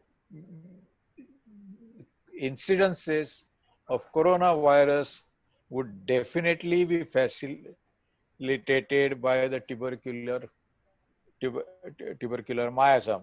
As we know that this theory had been, if you see the geographical map of the incidences of tuberculosis and incidences of the coronavirus, they're exactly opposite. So where there is tubercular incidences of tuberculosis were there, the corona infestations in their virulence and intensity had been less. So that justifies our assumption that this is a tubercular miasm and we need a nosode tuberculinum to initiate the susceptibility to receive the subsequent manipulation.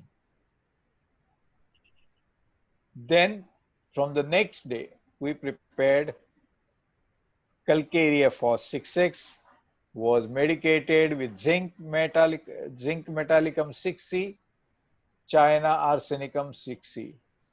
Now zinc metallicum 6C, if you see the entire totality, even now what is understood about the COVID-19 illness from different continents. Now you see at different continents, the clinical picture that the COVID-19 is showing is slightly different. What is available in Italy is not available in UK. What is available in UK is not available in something else is there in US or in India.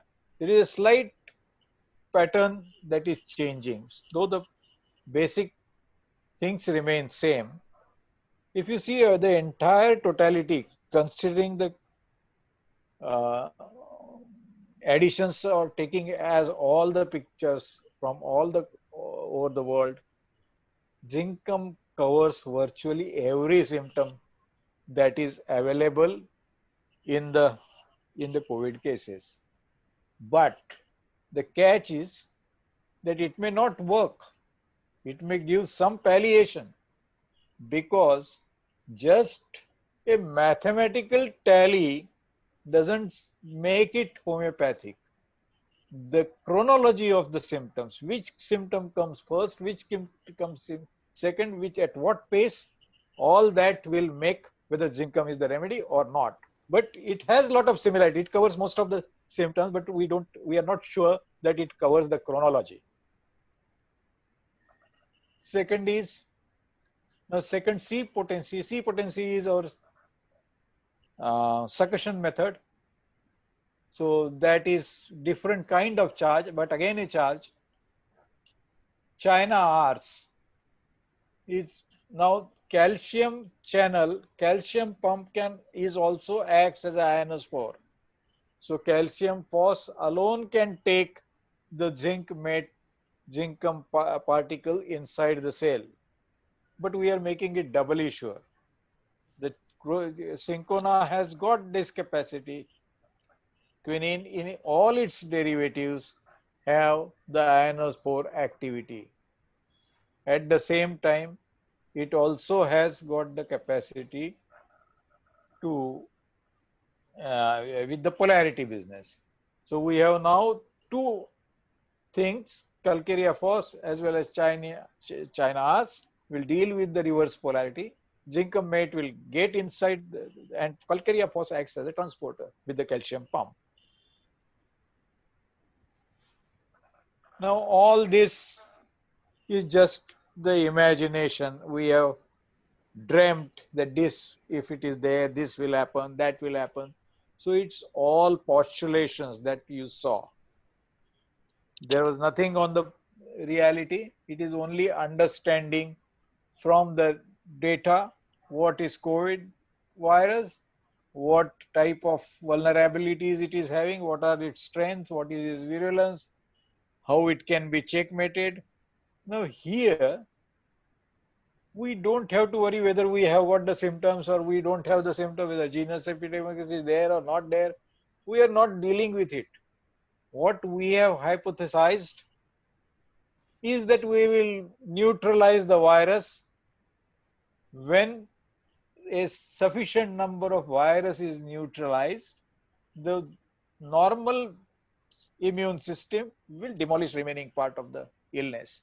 So we would trust the body's own defense mechanisms to do the job. Once we remove the burden, we take away the invading mechanism. That is the hypothesis on which we.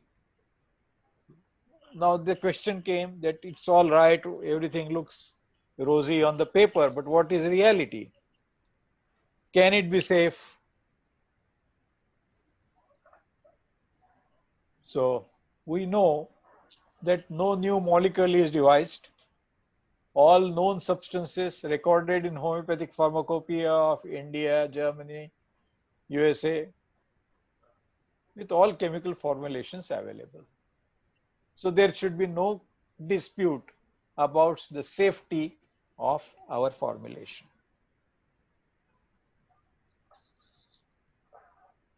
How did we give it?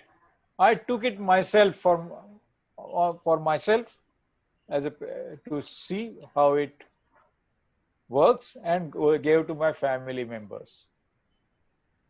When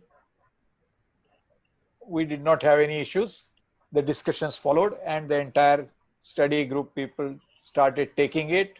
Then the consultants in the study group tried on their own families and got a positive feedback.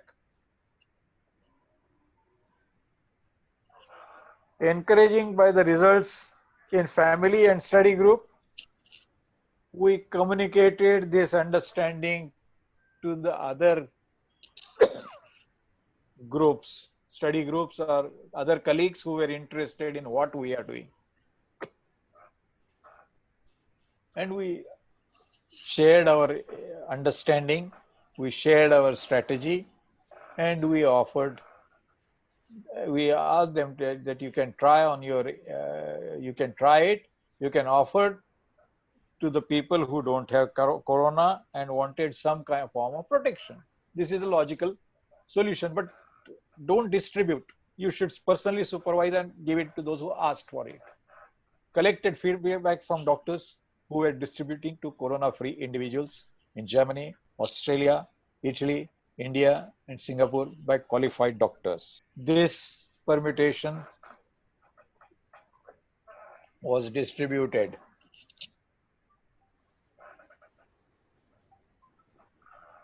We have not allowed it to be distributed unless is supervised under supervision of a qualified doctor. Each doctor was attached to a group of people or patients to whom it was administered. These patients were being monitored by the respective doctor. The therapeutic regime has been administered to more than 1,000 people in 6 countries. And these people have been observed for last 2.5 months. None of them have developed any corona-like symptoms or any other side effects. a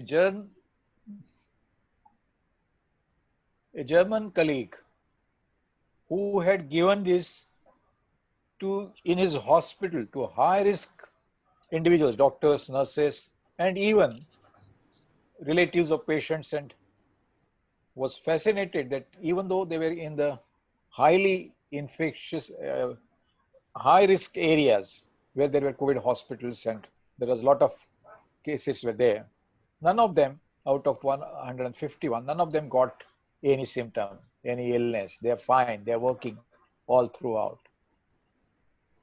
So he's suggested, the German colleague showed interest in conducting clinical trials in Germany and have given him to go ahead, the go ahead. So it's in the process. He would follow it up. This therapeutic regime has not been given to the masses. It is not an OTC prescription, and we have closely monitored the comorbidity. How we monitored? Guidelines were given to the consultants. A format was given to the consultants to observe. The therapeutic regime was prescribed by a German physician to 160 high-risk doctors, nurses, and staff. Interest is a repetition again. Now, research protocol was designed. Now, since there was a demand for a clinical trial, we inducted the specialists. So, Dr. Naveen Pavaskar and Anjali Chodnekar were inducted into the team to form the research protocol and its design. Father Muller Homeopathic Medical College, Bangalore, has decided to take it up for the clinical trial. Father Muller Homeopathic Hospital College, Medical College, Bangalore, Reverend Father Roshan Krasta, Administrator, Dr. Shiv Prasad, Principal FMH MCH, Madhav Kamath, Principal Investigator FMH MCH, IEC FMH MCH, Research and Scientific Committee FMH MCH, and Mangalore. Now this is how we went. The experiences.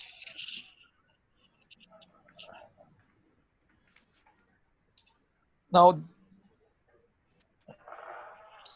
any questions so far? Because I have been talking in a passion without non-stop. There are any issues?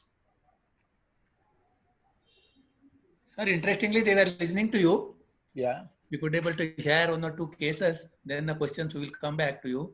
Okay.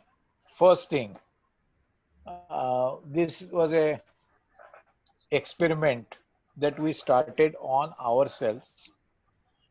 The results were something we had never expected. Means in some cases, about 2 days back, I received a phone call from a 70-year-old patient who was given this to try.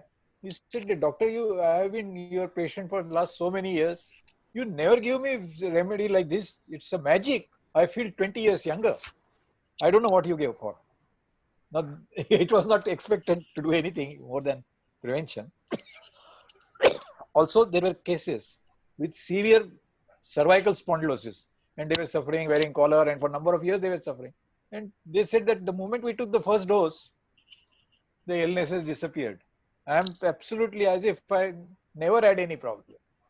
I said, fine, I don't know how the things have occurred, but these are the rare experiences. Now the real experiences I'll share with you. Experience number 1. Now this is not mine. Now in our group, Dr. Deepa Karya is one of the members. She had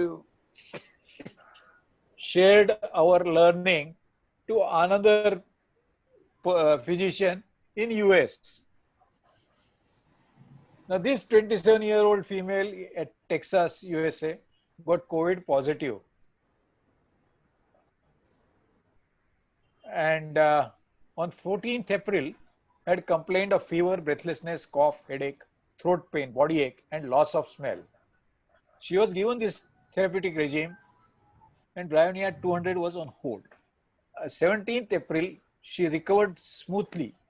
Now, this was given on 14th, and on 17th, she was recovered smoothly and tested COVID negative on 21st April.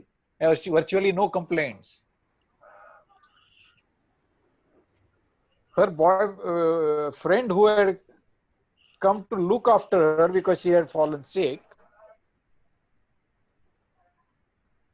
was with her from 7th April. He also started feeling body ache, throat pain, headache, loss of smell since 18th April.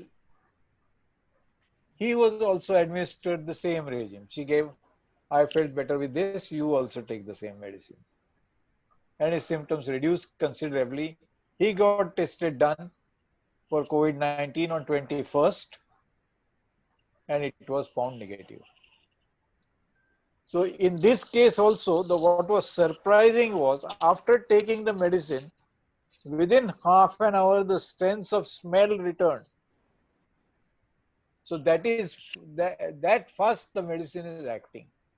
Now, we had the evidence that the German physician had given to 150 plus patients on the high risk category, and none of them have developed any symptoms in spite of being in highly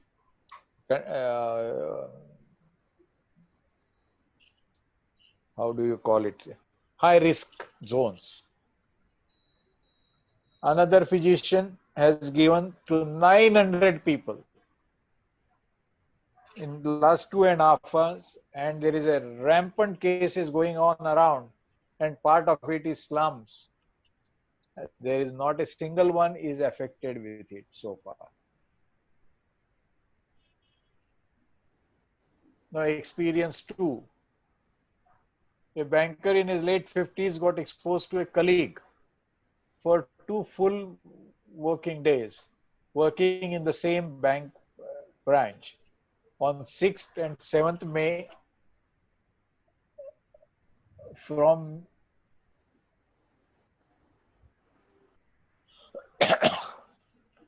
out of COVID positive and was admitted to the hospital, and he died on 29th May in ICU hospital.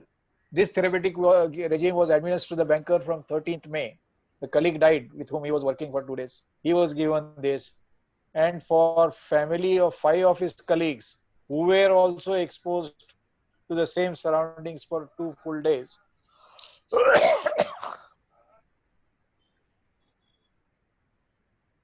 the same was also given to another 23 members, and they were quarantined for 7 days. No one developed any sign or symptoms, so tests were not done. The branch restarted on 21st May 2020, and all are working since then till today, that is 29. No health problems to anyone. Do you need any more proof? Experience 3. The nurse from a government hospital called for help. Her Bhabhi and brother's daughters had traveled with a person in 4-wheeler for about 6 hours. Her brother and brother's daughter had traveled with a person in 4-wheeler for 6 hours, and 2 days after 2 days, that person with whom they had traveled detected COVID positive. That COVID positive also visited the brother's house, other brother's house, and their mother. She was worried about her elderly mother who is diabetic and is suffering from neuropathy.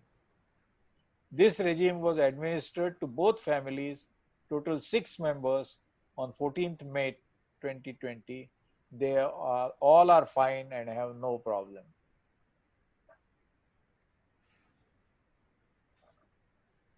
It has also been given to families where members of the family returned back to India from other countries due to pandemic, dose administered to 7 families, and no one is having any symptoms for nearly 2 months now. So this is how it was also given to the wife and son of patients having fever with raised CRP and X-ray shows opacities. The son complained of throat irritation, wife was asymptomatic. The therapeutic regime was administered to the son and wife both. The son was fine in 2 days with no further symptoms. Such evidence has been elicited in 4 patients in last 15 days. Apart from a handful of experiences highlighted, and this therapeutic regime has been used in more than, I can't see under your patients in last 2 months. They all are fine in spite of all odds and actual exposures to COVID surroundings.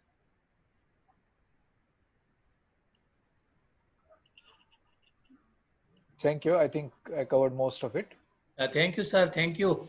I think now we have provoked almost all the research mind, and they are started scratching their brain as well as also their head also. Very good thing, sir. There is one question. Yeah. The human and repetition of medicine and duration of the dose. I think you can. It was answer. basically decided to give twice a day. Suppose a positive person gave it for another 4 or 5. Yeah, that's what that this thing.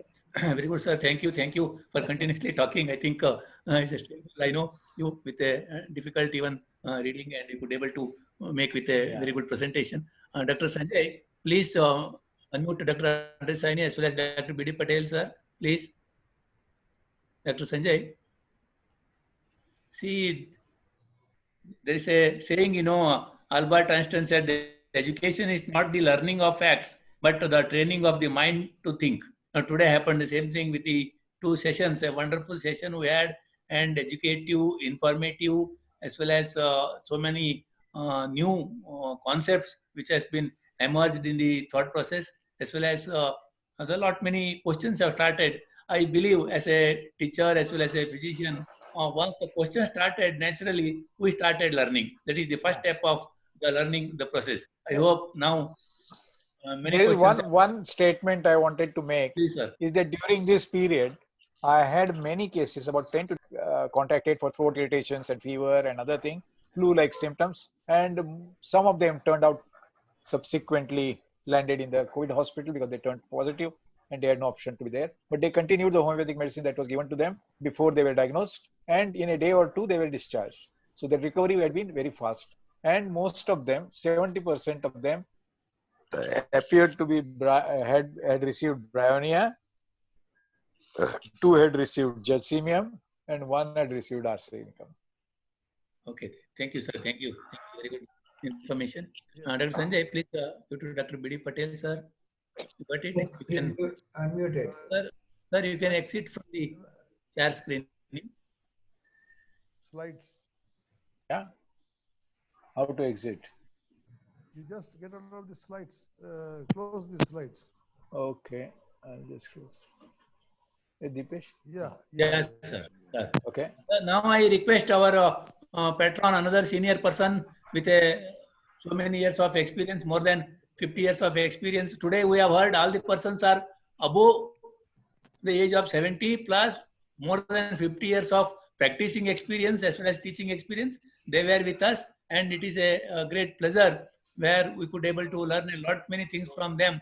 Now I request Dr. B.D. Patel, sir, to make a concluding remark. Sir, is our patron, and for last 28 years, KQHDA is under his able guidance and moral support. It is running a very good academic body with a lot many works at the state, national, and international level. Sir, please, sir. Yeah. Hello.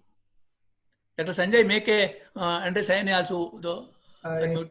I'm trying, sir. It's not getting unmute. Okay, please try. Sir. Sir,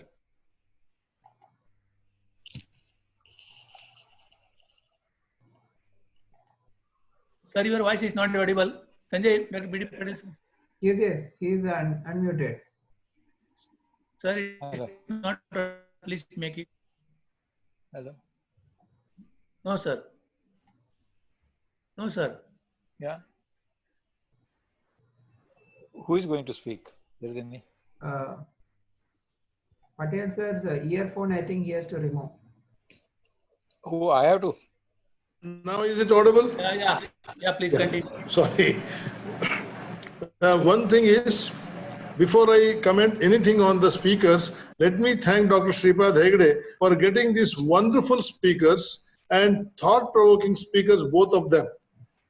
And first thing, if you take up the Dr. Andre Saine's cases, good cases, but straight away he said, I have not seen anything, any case directly. Only on the information we got from the nurses, he has been treating the cases, suggesting the medicines. Even then, that has helped. That's a great achievement. Third point is, in India, it's very difficult to treat a diagnosed corona case without informing the government. Yeah. But there you have been able to do it. That's a great success. And he specifically, repeatedly mentioned individuality, individuality, individuality. Otherwise, whenever a speaker speaks, immediately I say, what is the drug you gave? We will give the same drug. They have given Briannia, camphor, whatever it is. But that may not be applicable in India or to the case if you get any case similar to that or corona case which is diagnosed. That point is made very clear, because Indians always would like to look at the outside India, what they are doing, and would like to just implement or copy it. Please don't do that. We will appreciate, I appreciate all the efforts and the cases treated by Dr. Andre Saine. It was he who thought those 3 steps, 3 symptoms he took and prescribed the medicines. That was the emergency and it helped. Along with that, one medicine he has been trying to work on carbonium oxygenatum. Yeah, that's a very good research work he's doing. And once it comes out, we can think about it. But anything specific in homeopathy doesn't go. Definitely, if the cases are there, symptoms are there, more similar to that, we can think of giving that.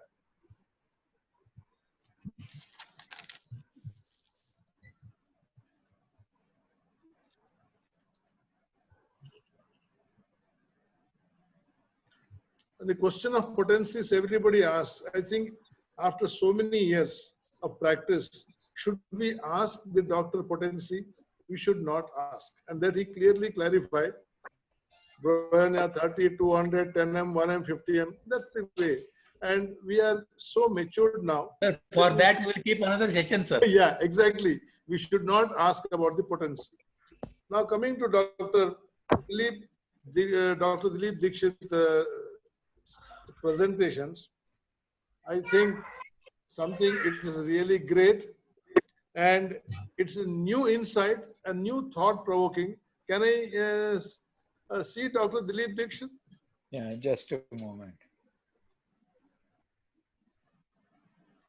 Dilip Babu, Yeah. तुमचं जे research केलेला आहे ते तुम्ही आम्हाला कसं prescribe केलं हे पाठवू शकता का? आता सगळं तेच सांगितलं मी. नाही बिकॉज ते लोकांना समजलं नाही. असं आहे, ट्युबरक्युलिनम केव्हा दिलं? When did you give tuberculinum? Tuberculinum is given as a first starting. That you start, give tuberculinum 1M as a nosode. Yes. So it will make the susceptibility in a receptive mode, and then give the regime. Other regime what you gave, how much gap you gave between tuberculinum and these medicines? Tuberculinum was given at night on the day 1. That's all. It is not repeated. Yes. Next and day onwards? From the next day morning, morning and night, twice a day, we continue. Okay, right. Can you send that PPT you have so that we can share with everyone? Yeah, it is with Dr. Hegde. You can share. Okay, fine. And that's very great. And now my point is, when you have done such, generally people don't think on these lines. You have done, you have worked out, you got the results. Still, why not you discuss still with process CCRH? on, sir. Huh? Still it is continuing. Yeah. Why don't you work with the CCRH and make it a this thing, government approved projects. Dilip, this is my question, Dilip ji. Okay, The problem is that uh, I am a practitioner. I see patients and give. Don't do anything else. And anyway, the Father Muller have agreed to conduct the some institute institution, trial. some institution. The German colleague Yeah, is also doing it. yeah. So, and this is an effective solution is proved by Dr. Nicholas, because he had given this to the patients going on dialysis, those who are on dialysis, and they have not had any problems. Yeah. No, see, you have got all the positive things are there, not only in corona or flu-like cases, but even you say spondylitis, disc prolapse, or so on and so forth. It definitely This is I call futuristic homeopathy. Yeah. If you are able to adapt, there it would open a lot of vistas, unknown areas would be able to cover. Because many and of this our removes large part of individualization, the issue that every individual needs to be studied and did. Here we are accepting as you are, we will remove the illness, take the sting out, and the body will do the rest. Yes. Many of the participants are youngsters also, and they that is why I first told them that for 60 years I am practicing single medicine, all classical, everything. What I'm going to say is totally opposite.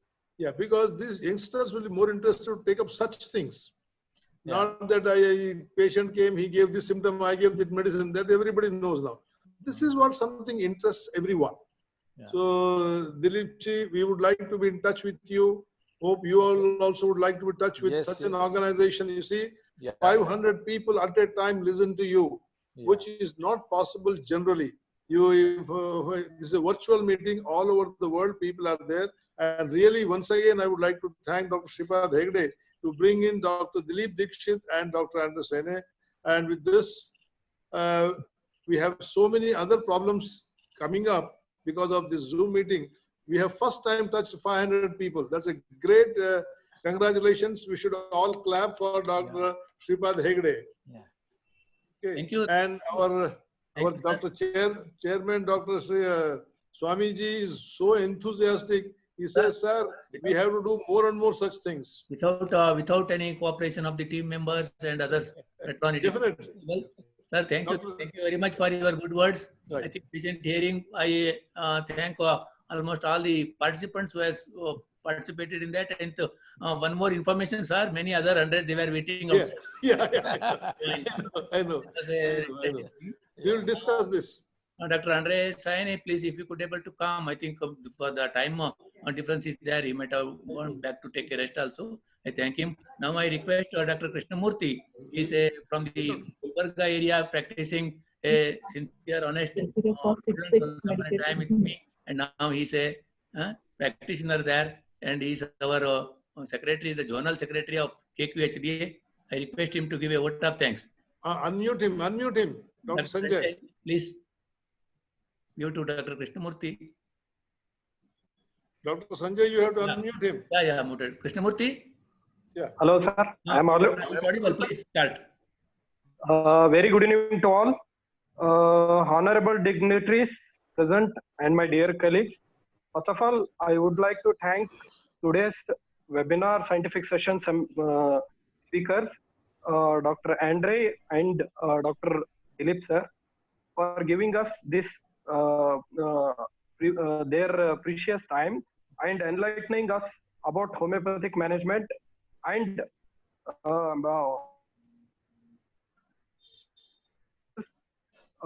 next, I would like to thank our Honorable President, Dr. Shripad Hegde, sir, for his valuable presence and welcoming the gathering.